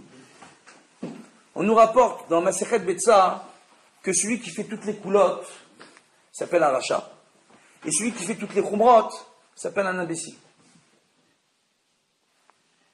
Maintenant, pour les histoires de tzadikim que je vous rapporte, il est rapporté que celui qui ne croit pas aux histoires de nos sages dans la Gemara, c'est un hérétique, c'est un apikoros, mais que celui qui croit toutes les histoires de tzadikim qui sont rapportées à l'oral et qui ne figurent pas dans la Gemara ou dans les poskim, alors sur lui il est dit le verset de Tehilim, Pétia Ma'amin Echol Davar, un homme simplé, prêt à croire en tout. Donc il faut faire attention à ces indianim-là. Les histoires de nos rabbanim et de nos tzadikim, il faut qu'ils aient une référence. Il y a un canal dans ce monde pour ramener les juifs vers la Torah, ça passe par nos maîtres. Il y a une massorette. Quand on sait d'une personne d'où elle vient, qui est son maître, avec qui elle a étudié, c'est un canal qui remonte jusqu'à Moshe Rabbeinu au matin de Torah. Donc quand on a des coutumes à Pessah, on doit rester dans ces coutumes-là parce qu'on se rattache au canal qui nous a amenés dans ce monde. Si on décide de changer de canal, alors il faut le suivre comme il faut. Je ne peux pas vouloir écouter une station de radio qui est sur fréquence FM si je me mets en mode go ou en mode pause sur ma radio. Je ne vais pas l'avoir, la station. Donc ça, c'est des choses qui sont importantes. Maintenant, je vois qu'il y a beaucoup de monde qui s'en vont. Est-ce qu'on continue ou est-ce qu'on s'arrête? On continue. Peut-être qu'il y a des questions, que des gens ont des questions particulières que les gens veulent poser, peut-être. Oui, si vous voulez. On vend alors le pain ou pas? Sur les plages, on vend ou pas le pain? Nous, notre coutume en tant que séfarade, on ne vend pas le pain. Le pain, on le sort de la maison. Le pain, on s'arrangera veille de Pessah pour consommer un maximum de pain avant l'heure d'interdiction du Hametz. D'accord? Et ce qui restera, on le boulera. C'est ça la mise. Et des gâteaux? C'est la même chose. La même chose. Les consommations du maintenant pour intégrer normalement. Il faut avant Pessah commencer à se limiter et consommer un maximum de Hametz. Maintenant, ce qui est très marrant, c'est que chaque année on a Purim, qu'à Purim on reçoit énormément de Hametz. Et il y a une histoire extraordinaire. Écoutez bien, il y a une halakha qui rapporte dans Shulchan Aruch qu'un endroit dans lequel on n'a pas l'habitude de rentrer du Hametz. D'accord? Donc c'est un endroit où on n'a pas l'habitude de mettre du Hametz là-bas. On n'a pas besoin de le vérifier pour Pessah. Donc on peut gagner beaucoup de temps. D'accord? Ou un endroit qui est trop haut pour être atteint, ou trop bas pour être atteint, dans lequel les enfants ne rentrent pas, dans lequel on n'a pas d'animaux domestiques qui vont rentrer là-bas avec du Hametz. Ils n'ont pas besoin, ces endroits-là, d'être vérifiés pour Pessah. Maintenant, il y a une histoire où il y avait des gens en Israël, à Bnei Brak. Il y a ce qui s'appelle dans les couloirs un système de bodem. C'est-à-dire, ils ont fait un faux plafond, et dans le faux plafond, il y a des portes en haut. Dedans, on utilise en tant que rangement. Et là-bas, les gens, ils mettent des ustensiles en tout genre. Et là-bas, ils savaient très bien qu'ils n'avaient pas de Hametz. Ils avaient des outils. D'accord? Ils avaient des objets, ils avaient des chaises, ils avaient... Et durant Purim, les gens, ils ont reçu tellement de Mishloach Manot qu'à un moment donné, il y a un des enfants, un grand, qui ne savait plus où mettre les Mishloach Manot tellement il y en avait dans la maison. Il a ouvert l'endroit, il a rentré 3 à 4 Mishloach Manot là-bas. Durant le nettoyage, ils ne sont pas partis vérifier. Durant l'abdika, c'est important, durant l'abdika de Hametz, d'aller vérifier même les endroits, d'accord, où on pense qu'il n'y a pas de Hametz. Pour quelle raison? Parce que durant l'abdika, ils ne sont pas partis vérifier. Et durant Pessah, ils ont besoin de sortir une chaise de là-bas. Ils ouvrent et ils tombent sur des paquets de gaufres et de gâteaux en tout genre. Durant Pessah. Oh, c'est un problème. Donc, en réalité, donc c'est bien de vérifier. Il faut savoir que le ménage de Pessah rentre dans le cadre de la mitzvah de l'abdika. Même si l'abdika, on l'a fait veille de Pessah. Hein? C'est la mitzvah, ça fait partie de la mitzvah de l'abdika. De vérifier la maison, c'est le nettoyage, fait partie. Tout le nettoyage qu'on fait avant Pessah fait partie de la mitzvah. Ça va être finalisé le soir de l'abdika. L'abdika, c'est pas une mitzvah. Pardon? L'abdika, c'est une mitzvah. Bien sûr que j'ai une mitzvah l'abdika. Pourquoi on ne fait pas chez Sham Stasivana abdikat hametz? Parce que c'est pas une mitzvah. C'est le biour qui est une mitzvah, c'est pas une Mais mitzvah. pour faire le biour, qu'est-ce qu'on fait? Non, c'est un chemin pour arriver au biour. Mais l'abdika, c'est pas une mitzvah. Mais, le biour, c'est l'abdika. Ah non, le biour, c'est le biour. Sinon, on aurait fait à chaque Sham Stasivana abdikat hametz. Pourquoi on ne fait pas abdikat hametz? Comment on enlève le chametz de la maison? Non, ça, on recherche. Comment on fait le biour du chametz? Je vais vous poser la recherche question. le chametz. Alors, je vais vous poser une question, Mechila. Je vais vous poser une question. Comment on fait le biour du chametz? Combien de moyens on a de faire le biour du chametz? Il y a trois. Expliquez-moi, quels sont les moyens? Soit les jeter dans la mer, soit les brûler, soit les éparpiller. Nachron. Donc maintenant, tout ça, ça fait partie du biour. Comment j'arrive à trouver le chametz pour pouvoir m'en débarrasser? Je fais l'abdika. L'abdika fait partie intrinsèque de la mitzvah du biour. C'est dans le mécanisme. Pour arriver au biour, on a besoin de faire l'abdika. L'abdika ne peut pas être divisé du biour. C'est la même chose. Je ne vais pas chez rien. Hein? Je ne vais pas chez rien. Donc, on voit comme ça. Il y en a qui, pour faire Sheikhyanou, prennent un fruit nouveau.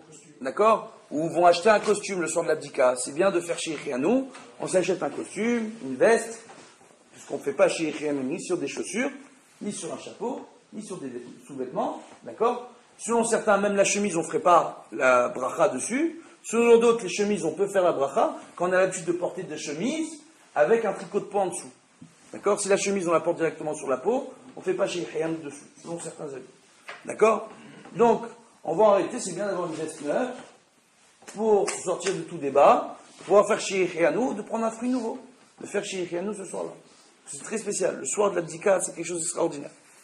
Maintenant, donc, on va voir un point qui est intéressant. Juste pour revenir par rapport au minagim, Oui. Oui. Manger le kitniot. Il y a des kitniot qu'on consomme, mais d'autres qu'on ne consomme pas. D'accord. Où est le minag et où est l'autorisation ou l'interdiction justement par rapport à cette consommation? Alors, il faut savoir qu'en Israël, premièrement, les séfarades en Israël ont pour coutume de consommer tous les kitniot. En Israël. En Israël. Attendez, alors, je vous explique. On rapporte quoi? On rapporte que le minag, il a instauré par rapport à un lieu géographique. Ce qui s'est passé en France, il y a eu ce qu'on appelle le phénomène de kibbutz galouyot. Ce qui veut dire, quand on a des communautés qui arrivent en France en grand nombre, d'accord, et qui gardent, et qui ont pris pour habitude d'observer certaines coutumes, lorsqu'ils arrivent, ils changent de pays, quel que soit le pays, ils vont garder leurs coutumes d'origine, pour être sûr de faire la Torah au mieux. Mais un monsieur qui va arriver et qui n'arrive pas en communauté dans un endroit où il y a déjà une coutume qui existe, il sera obligé de prendre la coutume de l'endroit. Je donne un exemple concret. Il y a, parmi les ancêtres du Rav Nissim Karelitz, il y avait un monsieur qui était séfarade, parmi ses aïeuls, qui a quitté l'Espagne pour arriver en Lituanie. Ce monsieur qui était séfarade, c'était le seul séfarade de Lituanie. Il a pris la coutume lituanienne. Il n'a pas eu d'autre choix. On a vu d'autres personnes qui sont venues en petit nombre dans les pays séfarades, d'accord? On le voit très bien, avec le Roche, dont le père était à l'origine, si je ne me trompe pas, Ashkénaz, et qui est venu en Espagne, le Roche est devenu séfarade, parce qu'il n'y avait pas d'autre Ashkénaz, mis à part lui. Donc, on voit en réalité quoi? Maintenant, ce qui s'est passé en France, quand les Juifs du Maroc sont arrivés en France, ils sont arrivés en grand nombre. Quand les Juifs de Tunisie sont arrivés en France, ils sont arrivés en grand nombre. Donc chacun est venu à garder sa coutume. Si les personnes étaient venues en petit nombre et qu'il y avait eu des grandes communautés en France, malheureusement, nous on est arrivés ici en grand nombre à partir des années 60, après la Shoah, et que malheureusement les communautés ashkénazes en France se sont fait décimer. Donc il n'y avait pas des grandes communautés. Il fallait aller en Alsace, ou à Aix-les-Bains, ou à Lyon pour encore trouver des grandes communautés ashkénazes. Mais en réalité, en région parisienne, il y avait très peu de communautés ashkénazes. Il faut savoir que la communauté de Pavé, le Rav Rothenberg, il est arrivé de Belgique. Il est arrivé d'Anvers pour monter la yeshiva de Pavé. Quand il est arrivé, il n'y avait rien à Paris. Donc, il n'y avait quasiment plus rien. Il a tout réorganisé au niveau du judaïsme sur Paris. Donc, qu'est-ce qu'on voit en réalité? On voit qu'il n'y avait pas de communauté. Donc, les communautés, quand elles sont arrivées ici, elles ont chacune gardé leur minag. Par contre, le Rav d'Israël, il se fâchait chaque année avec les gens qui ne voulaient pas manger les uns chez les autres. Il y avait les Marocains qui ne voulaient pas manger chez les Tunisiens parce qu'ils mangeaient du riz. et les Tunisiens qui ne voulaient pas manger chez les Marocains parce qu'ils mangeaient du pois chiche. Il faut savoir qu'à partir du moment où on a pour habitude de manger des kitniotes, hein? Les mecs classiques qui mangeaient des pois chiches, pas tout. Bon, je sais que le Maroc, Dieu bénisse, non, il faut savoir une chose, les gens ne comprennent pas que le Maroc c'était un pays immense et qu'il y avait un grand nombre de différentes coutumes au Maroc. Vous parlez de Meknès, il y avait différentes villes. Meknès c'était une ville où c'était justement des gens qui étaient très fervents, très religieux, c'était très spécial Meknès. Et dans Meknès, il y avait deux Meknès, il y avait deux coutumes à Meknès. Vous savez très bien. Donc maintenant, qu'est-ce qu'on voit? On voit qu'il y avait un grand nombre de coutumes au Maroc. Maintenant, par rapport à ça, qu'est-ce qu'on est en train de vous dire? Donc en réalité, c'est quoi?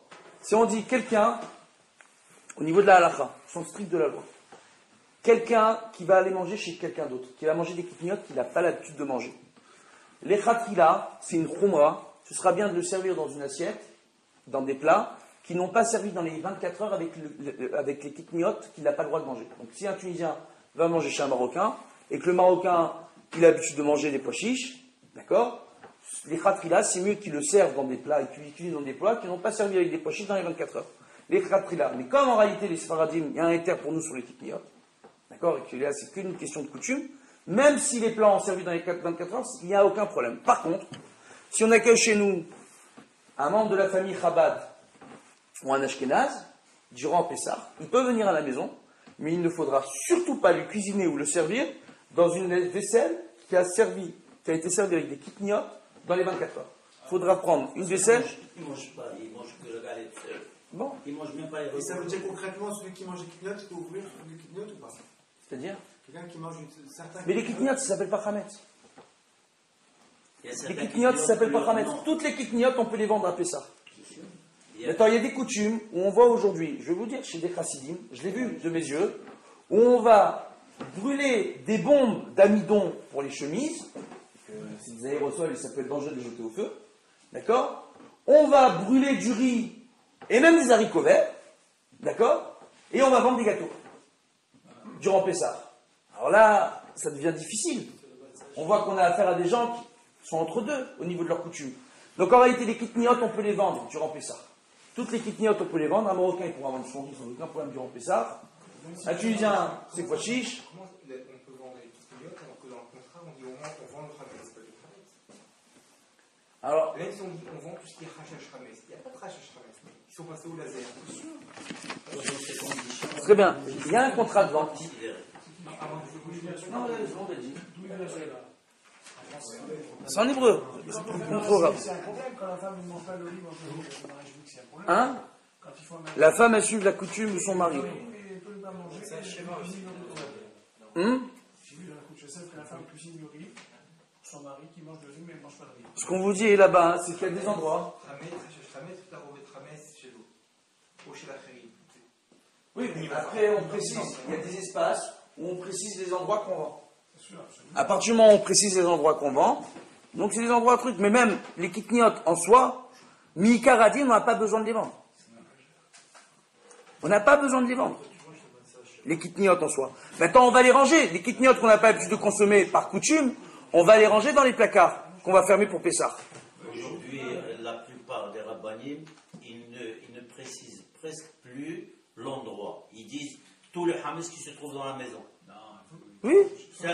Donc on sort du problème. Mais les Si j'ai kitniotes, c'est oublié, pas du si chametz. j'ai pas oublié. C'est ça que je vous explique. Les kitniotes, ce n'est pas du chametz. Les kitniotes, ce n'est pas du chametz. Le Rama lui-même, qui a interdit les kitniotes, reconnaît lui-même qu'il s'agit là d'une khumra. Il se reconnaît lui-même qu'il s'agit d'une khumra. D'accord? J'avais parlé cette semaine, on a parlé des kitniotes cette semaine avec le Rav Frankfurter. Le Rav Frankfurter, Dieu bénisse, il a prouvé à tous les poskim ashkénazes que les kitniotes, c'était une khumra. C'est une khumra ashkénaze. Il leur a dit clairement qu'il n'y a pas de problème pour les séfarades de consommer les kitniotes, qu'il n'y a aucun problème, et qu'on ne devait pas, en tant qu'ashkénaze, interdire aux séfarades de consommer des kitniotes. Le Rav Frankfurter. Vous comprenez ce que je suis en train de vous dire? Donc ça veut dire en réalité que les kitniotes, il n'y a pas besoin en soi de les vendre ou de les sortir de la maison. On a pour coutume de les prendre et de les mettre de côté dans le placard avec lesquels on vend le chametz, pour ceux qui n'ont pas l'habitude de consommer certains kitniotes, pour ne pas les avoir sous la main, par coutume. Vous comprenez? Oui. Une question sur le kazaït. Oui. Sur le cassement, on dit que c'est 30 grammes. Oui. Mais moi, je veux comprendre, en fait, c'est un volume. Quand on Bien fait. pisser, ça doit être 10 grammes. Bien fait. Donc, On rapporte que toutes les mesures qui sont données dans le Talmud, c'est des mesures qui sont données en volume. On nous dit kazaït, kabetza, d'accord? Donc on nous rapporte quoi? Comme une olive, comme un œuf, comme une date. Donc c'est des volumes, d'accord? En réalité, il ne s'agit pas de 30 grammes, il s'agit de 30 centimètres cubes. 30 centimètres cubes, vous prenez une petite boîte d'allumettes, vous remplissez ces boîtes d'allumettes totalement leur espace, vous obtenez vos 30 centimètres cubes. Ce qui veut dire qu'en réalité, la matzah, il faut savoir que par coutume, par rapport à un Magen Avraham, on rapporte, et beaucoup de poskim, que comme on a perdu la massorette, la transmission orale, dans le véritable savoir des mesures, et qu'on n'a plus les outils pour arriver à calculer ces mesures-là, d'accord? À l'époque du Magen Avraham, on nous rapportait, il fallait suivre cette coutume d'aller selon le poids, de 30 grammes. D'accord? Et c'est par Khumra. Le Magen Avraham lui-même, il dit comme ça, on est sûr de ne pas se tromper, on se rend dans aucune marque loquette. Il sait que c'est une Khumra. D'accord? De volume du kazaït. Maintenant, ce qui est extraordinaire, c'est qu'aujourd'hui, ça fait quelques années, on voit qu'il y a des poskim qui ont dit que clairement qu'ils avaient, aujourd'hui on a tous les outils pour arriver à calculer le volume. Et que le volume établi, c'était la boîte d'allumettes. Donc, on voit quoi en réalité? On voit qu'une personne qui aura du mal à manger de la matzah, qui a des problèmes de santé, ou qui a des problèmes de digestion, d'accord, loin de nous. Alors, il y a des terribles, même pour un ashkénaze qui a l'habitude de ne pas tremper sa matzah dans de l'eau, même dans un cas pareil, il pourra mélanger sa matzah avec de l'eau le soir du seder, pour manger les mesures nécessaires au matzot qu'on doit manger le soir du seder. Maintenant, ce qu'il faut savoir, c'est que pour ceux qui suivent le volume de la matzah, il est très facile à calculer. Hein? Le volume de la matzah est très facile à calculer. On ne parle pas de grammes. Le volume de la matzah, vous prenez votre pomme de la main, votre main. D'accord? La main d'un adulte, en moyenne. Et le volume d'un kazaït, c'est le volume de votre main. Donc la taille de la matzah qui fait la taille de votre main, selon le volume, la loi du volume qu'on n'a pas l'habitude de suivre, d'accord, mais qu'on peut suivre, c'est quoi? C'est la taille de ma main, la pomme de ma main. C'est un quart de matzah. Ça dépend de la matzah, je ne sais pas. Ça dépend de la matzah. Aujourd'hui, on a des matzahs de toutes les tailles. Par contre, on peut tremper. Hein? On peut tremper de la matzah sans problème. Hein? On peut tremper de la matzah sans problème. Nous, les Sfaradim, on a pour coutume de tremper la matzah. Ceux qui mangent le psouki, ils peuvent mettre la matzah dans le psouki sans aucun problème. Voilà. La question, c'est les parfums. Hein? Les parfums. On peut ou pas? Alors voilà, les parfums, hein, c'est une très bonne question. La question sur les parfums, hein,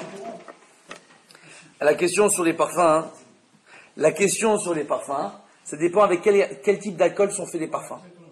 Il y a des alcools qui sont faits à base de blé, dans certains parfums, et la majeure partie des parfums aujourd'hui, c'est encore une chose qui reste à vérifier sur la composition du parfum, sont faits à partir d'alcools chimiques, qui n'ont aucun rapport avec des alcools naturels, d'accord, et qui ne sont pas faits à partir de blé.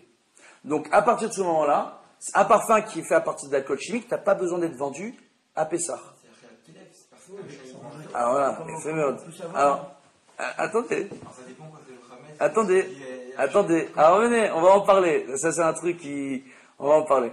En réalité, le parfum en réalité, d'accord, c'est pas Raoui la Achilat Kelev, comme l'a rappelé le Rav. Donc normalement, ce qui est interdit à la consommation et le Hametz qui doit être vendu, c'est du Hametz qui est Raoui la Achilat Kelev. Consommation, vous dites. À la consommation. Ce qui veut dire, hein? Mais la hana'a. C'est la La hana'a. consommation. Comme vous êtes né de l'odeur. Pourquoi vous parlez de. La consommation, ça veut dire l'utilisation.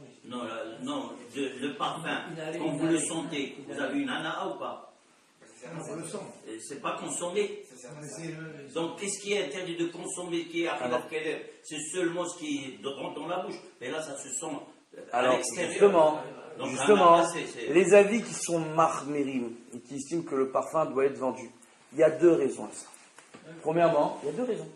Il y a un problème d'ana. Parce que la base, c'est s'il y a de l'alcool dedans, l'alcool fait à partir de produits Hametz, il est fermenté.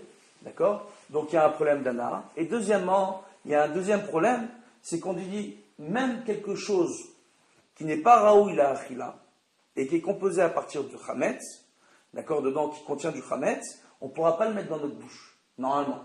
D'accord? On voit un exemple dans le Shulchan Aruch de quelqu'un qui fait son dio avec du shrach, avec de l'alcool. d'accord, qui ne pourra pas durant Pessah, alors que cet alcool-là, il est fait pour faire de l'encre, donc il ne le vend pas, il l'utilise pour son encre, d'accord, et que si durant Chol HaMoed, il a besoin d'écrire, là que normalement on n'écrit pas durant Chol HaMoed, mais si pour s'apprendre à ça, il a besoin de travailler sur ce faire et d'écrire, il ne pourra pas prendre sa plume et la mouiller dans sa bouche.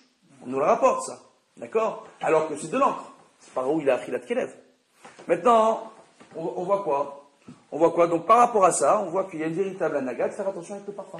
Le parfum, premièrement, il vaudra mieux du parfum fait à partir d'alcool de blé, le vendre durant Pessah. Pourquoi? Il y a deux problèmes. Il y a le problème de la hana, d'accord? Mais c'est pas... Donc hana, on est bien d'accord? Non, il y a le problème de la hana. Deuxièmement, même quand même il y a de la hana, il y a le système, si le parfum il a été acheté veille de Pessah, il y a le Betel Shishim qui s'applique dessus. Donc c'est pas considéré comme du véritable Khametz, d'autant plus que c'est pas où il a Achilat Kelev. Cependant, il y a un autre problème. Quand les gens ils se parfument, ça arrive parfois qu'ils se parfument autour du cou et que le parfum il arrive autour de la bouche, qu'il va arriver à proximité de la bouche. Pour ça, on conseille aux gens de faire attention. Maintenant, comme je le dis et je le répète, la majeure partie des parfums aujourd'hui sont composés, et encore une fois, ça a changé. Il y avait une époque où c'était autrement. La majeure partie des parfums aujourd'hui, c'est de l'alcool chimique qui est utilisé. Donc la majeure partie des parfums ne pose pas de problème à Pessah. Est-ce que juste la hana est liée à la Achila ou pas? Je viens de vous répondre. Ouais, mais alors je vais considérer que mon parfum il est fait à base de blé. On a expliqué. Dans le cas, attendez, on a expliqué. Dans le cas du sofer, dans le Shulchan Aruch, Oui, avec de l'encre. avec de l'encre, et son encre, c'est fait avec de l'alcool qui est fait à base de blé. C'est du Khametz. Il a une nana ou il n'a pas une nana? Il a une hana. C'est par où il a Achilat Kelev. Ça ne s'appelle pas du Khametz. D'accord, donc on peut dire. Mais il ne devra pas le mettre dans sa bouche. D'accord. Donc il n'y a pas de problème de hana. Pour le Shulchan Aruch, pour le Shulchan Aruch, ça s'appelle pas, il n'y a pas de problème de hana. Hana, c'est dans tout ce qui est Raoui la Achilat Kelev. D'accord. D'accord? On terminera. Le Ben Ishra, il rapporte quelque chose d'extraordinaire à Pessah. Il rapporte qu'un monsieur qui va, durant Pessah, aller aux toilettes avec ses tzitzit. D'accord? À l'époque, ils avaient l'habitude de tout nettoyer, et pour donner une belle forme à leurs tzitzit, de les amidonner. Il dit à Pessah, faites attention de ne pas mettre votre chemise quand vous allez vous déshabiller dans les toilettes, ou même vos tzitzit entre les dents. Parce qu'il y a peut-être de l'amidon dedans. Et que l'amidon, même si... Vous comprenez ce que je suis en train de vous dire ou pas? Et que l'amidon, c'est considéré comme étant du Khametz Ma'ash. Alors que cet amidon-là, à l'époque, eux, ils avaient de l'amidon naturel. Aujourd'hui, il y a de l'amidon qui arrive sous forme de bombes, etc. Bref, qui pourrait être utilisé durant Pessah, en réalité, mais qu'on n'utilise pas. C'est pas super. D'accord? C'est une des raisons pour lesquelles toutes les nappes, on va conseiller de les nettoyer avant Pessah, au cas où elles ont été amidonnées. D'accord? Et quelqu'un qui a des chemises amidonnées avant Pessah, il n'a pas besoin de monter ses chemises, il pourra les mettre. Il fera attention de ne pas les mettre dans sa bouche. Maintenant, on va parler d'un autre Inyan qui est assez intéressant, et je crois qu'on conclura là-dessus, si vous voulez, parce que moi je pourrais toute la nuit. Hein. Donc, on voit comme ça, on voit en réalité que... On voit qu'il y a un Inyan dans Shulchan Aruch, on parle de Choser Veneor. C'est quoi Choser Veneor? Du Khametz, qui est dénaturé, qui n'est plus Raoui et Achilat Kelev, et qui, durant Pessah, risque d'être mélangé avec de la nourriture tout à fait cachée avec Pessah. D'accord? Et redevenir du Khametz. C'est complètement fou ce que je vais vous dire. On va donner un exemple concret. On a vu ces dernières années que, Baruch Hashem,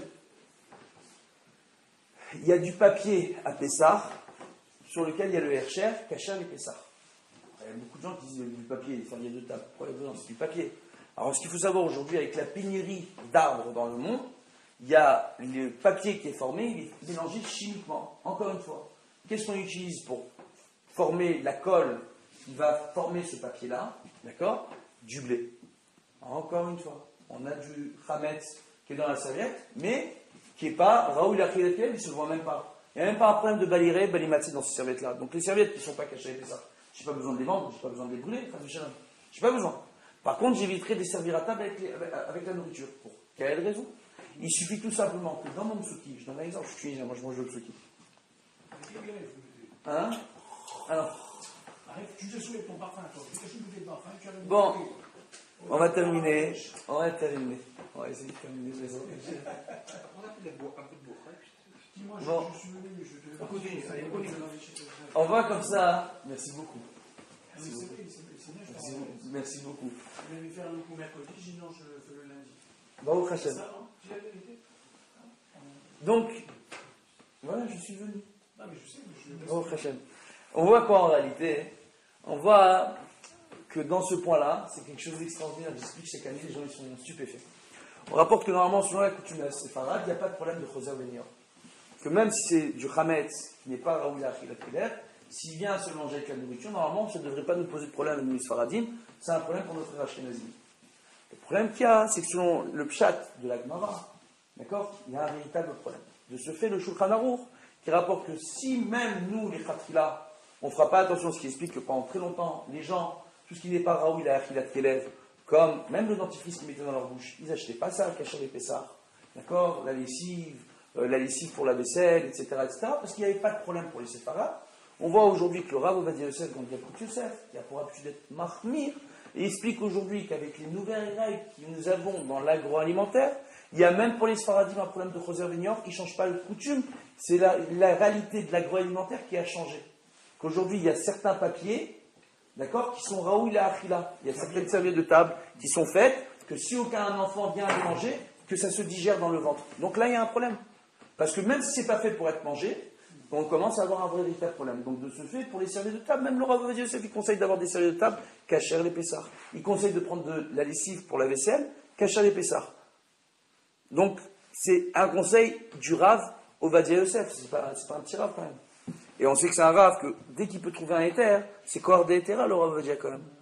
Et un jour, je vais vous terminer sur une anecdote, il y a eu un grand Rav, dont on ne va pas dire le nom, du monde ashkénaze, qui a reçu chez lui un autre grand Rav du monde séfarade.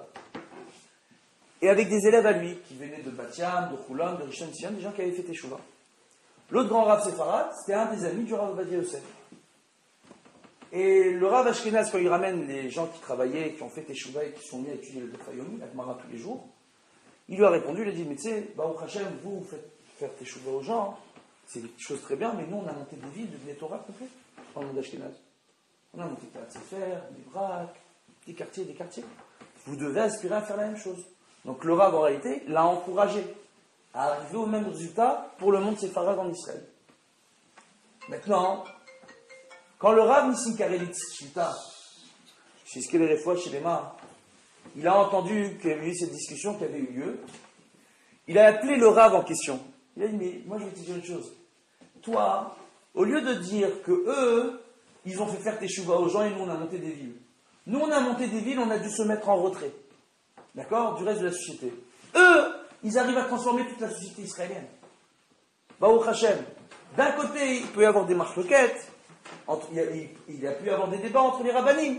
Mais on voit qu'en réalité, que Baruch Hashem, on voit que ce qu'a réussi à faire le Rav Ovadia Yosef en Israël, qu'à sa Levaya, il y a eu quasiment près d'1 million de personnes qui sont venues. Et quand j'étais là-bas à la Levaya, je peux vous assurer que c'était très beau. Parce qu'on voyait des juifs de toutes tendances, des religieux, des pas religieux, des charedim, des pas charedim, de toutes les couleurs, tout le monde ensemble, avec kippa, sans kippa, ceux qui ont la kippa srouga, ceux qui ont la kippa noire et ceux qui ont la kippa transparente. Ceux qui étaient sans kippa. Kippa transparente. Donc, qu'est-ce qu'on voit? On voit qu'ils étaient tous là ensemble autour de ce Rav, et que le Rav Nissim Karelitz, il a rapporté à ses fils, Baruch Hashem, il a dit une chose extraordinaire, il dit, vous vous rendez compte, ce Rav, ce qu'il a réussi à faire? Il a réussi à mettre en route un processus de Teshuvah, que grâce à lui, dans toutes les villes aujourd'hui en Israël, il y a des quartiers de religieux qui sont en train de se former, il y a des Baté Midrash qui sont en train de se former, il y a des gens après leur journée de taxi qui vont aller se fatiguer pour suivre un Daf Yomi, pour étudier un Yalkut Yosef, Ashrecha Israël. Ça faut arriver à comprendre une chose, Baruch Hashem, qu'aujourd'hui, Baruch Hashem, on a des grands maîtres, on a une connaissance en Torah qui est extraordinaire. Et là, je vous terminerai là-dessus. On a à une époque, il y a une dernière petite histoire, et je termine. On voit qu'il y a une question qui se pose. Les Amoraïm, ils ont posé une question sur les Tanaïm. Ils ont vu que les Tanaïm, ils ont eu un certain dévoilement de la Torah. Mais que dans les textes, ils avaient moins de textes que les Amoraïm. Que les Amoraïm, après, ils avaient développé plus de questions, plus de textes. Sur la Marseret Oxine, par exemple, d'accord, c'est des lois de Touma et Tahara, d'accord, sur les aliments, les goûts d'aliments, etc., qu'on va couper, etc. Eux, les Tanaïm, ils avaient certaines études, que les Amoraïm, ils ont développé cette étude-là, ils avaient plus de détails dans leur étude. Ils ont dit, nous, on étudie plus de Torah. Et les générations qui vont venir après nous, ils vont encore développer encore plus de Torah. Alors que toute la Torah qu'on a, on l'a reçue Moshe Rabbeinu. Mais à l'époque, il y avait une compréhension qui leur était intrinsèque, ils n'avaient pas besoin de développer tout ça. dans les textes. Aujourd'hui, on voit qu'on a de plus en plus de textes. Et que logiquement, quand on se met à étudier les textes, nous, on a beaucoup plus de sources, et on étudie beaucoup plus de textes que les Tanaïm eux-mêmes. Alors, il y a une question que posent les Amoraïm là-dessus.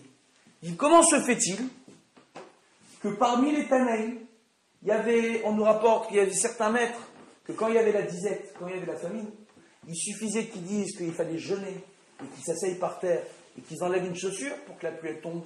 Que Akadosh Baruch Hu, il ne voulait pas que ces Tanaïm-là, ils arrêtent d'étudier pour lui. Alors que nous, à notre époque, pour arriver à faire une chose pareille, c'est quasiment impossible, nous, dans notre génération aujourd'hui. Que des fois, quand il y a la sécheresse, c'est très difficile pour nous. On a besoin de se réunir en grand nombre et d'organiser des prières et de jeûner, de faire des prières, etc. pour arriver à faire tomber la pluie. Comment ça se fait? Alors que nous, normalement, on devrait avoir plus de temps. On rapporte quoi? On rapporte que les générations qui nous ont précédés, en réalité, elles sont plus grandes que nous. En Torah, c'est pas exactement Torah. Parce qu'il est rapporté dans le Midrash que la génération messianique aura une plus grande connaissance en Torah que les générations précédentes. Parce que la Torah aura été développée à travers les générations. Il y aura de plus en plus de textes, de plus en plus d'études et de plus en plus de maîtres pour nous enseigner. Aujourd'hui, on voit bien qu'à travers le temps, on a plus de maîtres et on aura encore plus de maîtres. Donc on développe de plus en plus de choses. Il y a une très belle massorette qui s'est mise en place. Alors comment ça se fait que eux, en réalité, ils sont plus grands que nous? On dit pourquoi? Parce que eux, comme ils sont plus proches du Matan Torah, leur Imuna était plus pure. Que c'est la force de leur Imuna qui a fait que eux, toutes leurs prières, dès qu'ils se mettaient par terre, qu'ils enlevaient une chaussure, quand je vois qu'ils faisaient tomber la pluie parce qu'ils avaient la véritable Imuna. Ils savaient que quand ils allaient aller à la synagogue pour prier ou quand ils allaient jeûner, ça allait faire tomber la pluie. Que nous, aujourd'hui, quand on va à la synagogue et on va faire une prière, on ne sait même pas si on va réellement se faire pardonner. On ne sait même pas si notre prière va être exaucée. Qu'aujourd'hui, on a des gens, malheureusement, dans notre génération, il y a de plus en plus de malades. Que là, je sors d'ici, je dois aller rendre visite à une famille qui a un enfant malade. Allez-nous, pour voir comment on peut les aider. Ce que je suis en train de vous dire, c'est quoi? C'est qu'on a de plus en plus de gens malades et que malheureusement, quand on vient on demande une bracha à la synagogue, il y a des gens qui disent, bon, ça ne peut pas déranger, d'accord? Ça ne va pas forcément aider, mais ça ne peut pas déranger de demander une bracha. Alors que si on avait la véritable émouna de se dire, je vais demander une bracha, je vais faire une fila, et Bezrat Hashem, la Rifoua va venir, alors ça va marcher. Je vais terminer sur une histoire extraordinaire avec le Rav Gross. Il y avait un monsieur à Neuilly qui avait sa femme qui était très malade. Écoutez bien, hein, cette histoire, magnifique. Il y avait un monsieur qui avait sa femme qui était très très malade, à Neuilly, qui avait un cancer, qui avait commencé à faire des métastases, qui se diffusait, les médecins lui ont expliqué à ce monsieur-là qu'il restait très peu de mois. Le Rav Citruc, tout le monde sait que son Rav c'est le Rav Gross, de Nébrac. Il a envoyé ce monsieur chez le Rav Gross, qui le faisait venir de temps en temps à Neuilly, jusqu'à aujourd'hui il le fait venir pour des dîmes Torah. Et le Rav Gross, il regarde le monsieur, il dit, écoutez, le Rav Gross, il a pris conseil avec d'autres maîtres en Israël. Les maîtres en Israël lui ont dit, il y a un problème dans la Ketouba. Le maître en question, quand on lui a posé la question, mais comment tu sais qu'il y a un problème dans la Ketouba, il dit, je ne sais pas. C'est Dieu qui m'a mis ce mot dans ma bouche. Je ne sais même pas pourquoi j'ai ce mot qui m'est sorti de ma bouche. Il faut faire vérifier la Ketouba. Donc Rav Gross dit, il faut vérifier la Ketouba. La femme, elle s'appelait Tamar. Sur la Ketouba, ils sont trompés, le reste, ils l'ont fait trop court. Ils ont marqué Tamou. Tamou, qui veut dire terminé, mort. Donc, ils ont corrigé la Ketouba. Il n'y avait pas que la femme, elle a guéri. Et quand j'ai parlé avec le monsieur de Neuilly, quand la femme était malade, moi, il m'a rapporté, il m'a dit, tu sais pourquoi elle a guéri, ma femme? Parce que quand le Rav, il nous a dit qu'il est parti vérifier avec un maître en Israël, et qu'il nous a répondu, qu'il nous a rapporté cette réponse, on a eu la Emouna. Et du fait qu'on a eu la Emouna, ben, la femme, elle a guéri. Alors après, les scientifiques, ils pourront dire placebo, pas placebo. On voit que la Emouna fait des miracles. Et que la Emouna, elle fait tenir le monde. Et que d'Afka, on voit que les trois fêtes, Pessah, Shavuot, Sukkot, sont passées sous la Emouna. On dit qu'à Sukkot, on est à l'ombre de la Emouna. D'accord? On dit qu'à Shavuot, on étudie toute la nuit. C'est là où on renforce sa Emouna par l'étude de la Torah. Et qu'à Pessah, c'est le moment où on se renforce la Emouna au niveau de la nourriture parce qu'on va se priver une certaine partie de la nourriture. Raison pour laquelle on a discuté avec le Rav Frankfurter cette semaine. Baruch Hashem, je parle beaucoup du Rav Frankfurter en ce moment, hein, parce que j'ai découvert un très grand sadique qui existe depuis très longtemps en France et qui n'est pas assez connu à mes yeux, malheureusement. Et qui rapporte, on a discuté d'un point qu'aujourd'hui on voit, il y a des herchérim après ça qui vont nous vendre des pâtes à base de fécule de pommes de terre, des gâteaux, des pizzas qui sont faits à base de fécule de pommes de terre. Qui pose pas de problème, normalement mi-caradi. Mais en apparence, ça ressemble à la nourriture de l'année. Alors, on s'est mis d'accord avec le Rav qu'au niveau de la hashkafa, de la vision de la fête, de l'esprit de la fête, c'est pas vraiment un accord. Parce que toute l'idée de Pessah, c'est de se débarrasser de son orgueil, de sortir le Hametz de la maison qui est le pain levé, pour se contenter d'un pain. Hein. Quand on dit Alachma Ania, on dit le pain du pauvre, mais c'est un pain qui est pauvre, c'est un pain qui n'est pas monté. Donc, en réalité, qu'est-ce qu'on voit? On voit que ce n'est pas vraiment en accord avec l'esprit de la fête. Maintenant, de l'autre côté, pour ceux pour qui c'est difficile, et qu'ils ont du mal, et qu'ils ont besoin de se rapprocher, on peut les laisser faire. Maintenant, pour ceux qui veulent réellement que dans leur famille, il y a un véritable esprit au niveau des fêtes, au Hachem, et qu'on respecte la Hashkafa et l'idée de la fête elle-même, et avoir moins de questions possibles avec ses enfants au niveau de leur éducation, on leur conseille de ne pas trop utiliser ces produits, bien que Mini Karadine ou son de l'avoir, il ne pose pas trop de problèmes.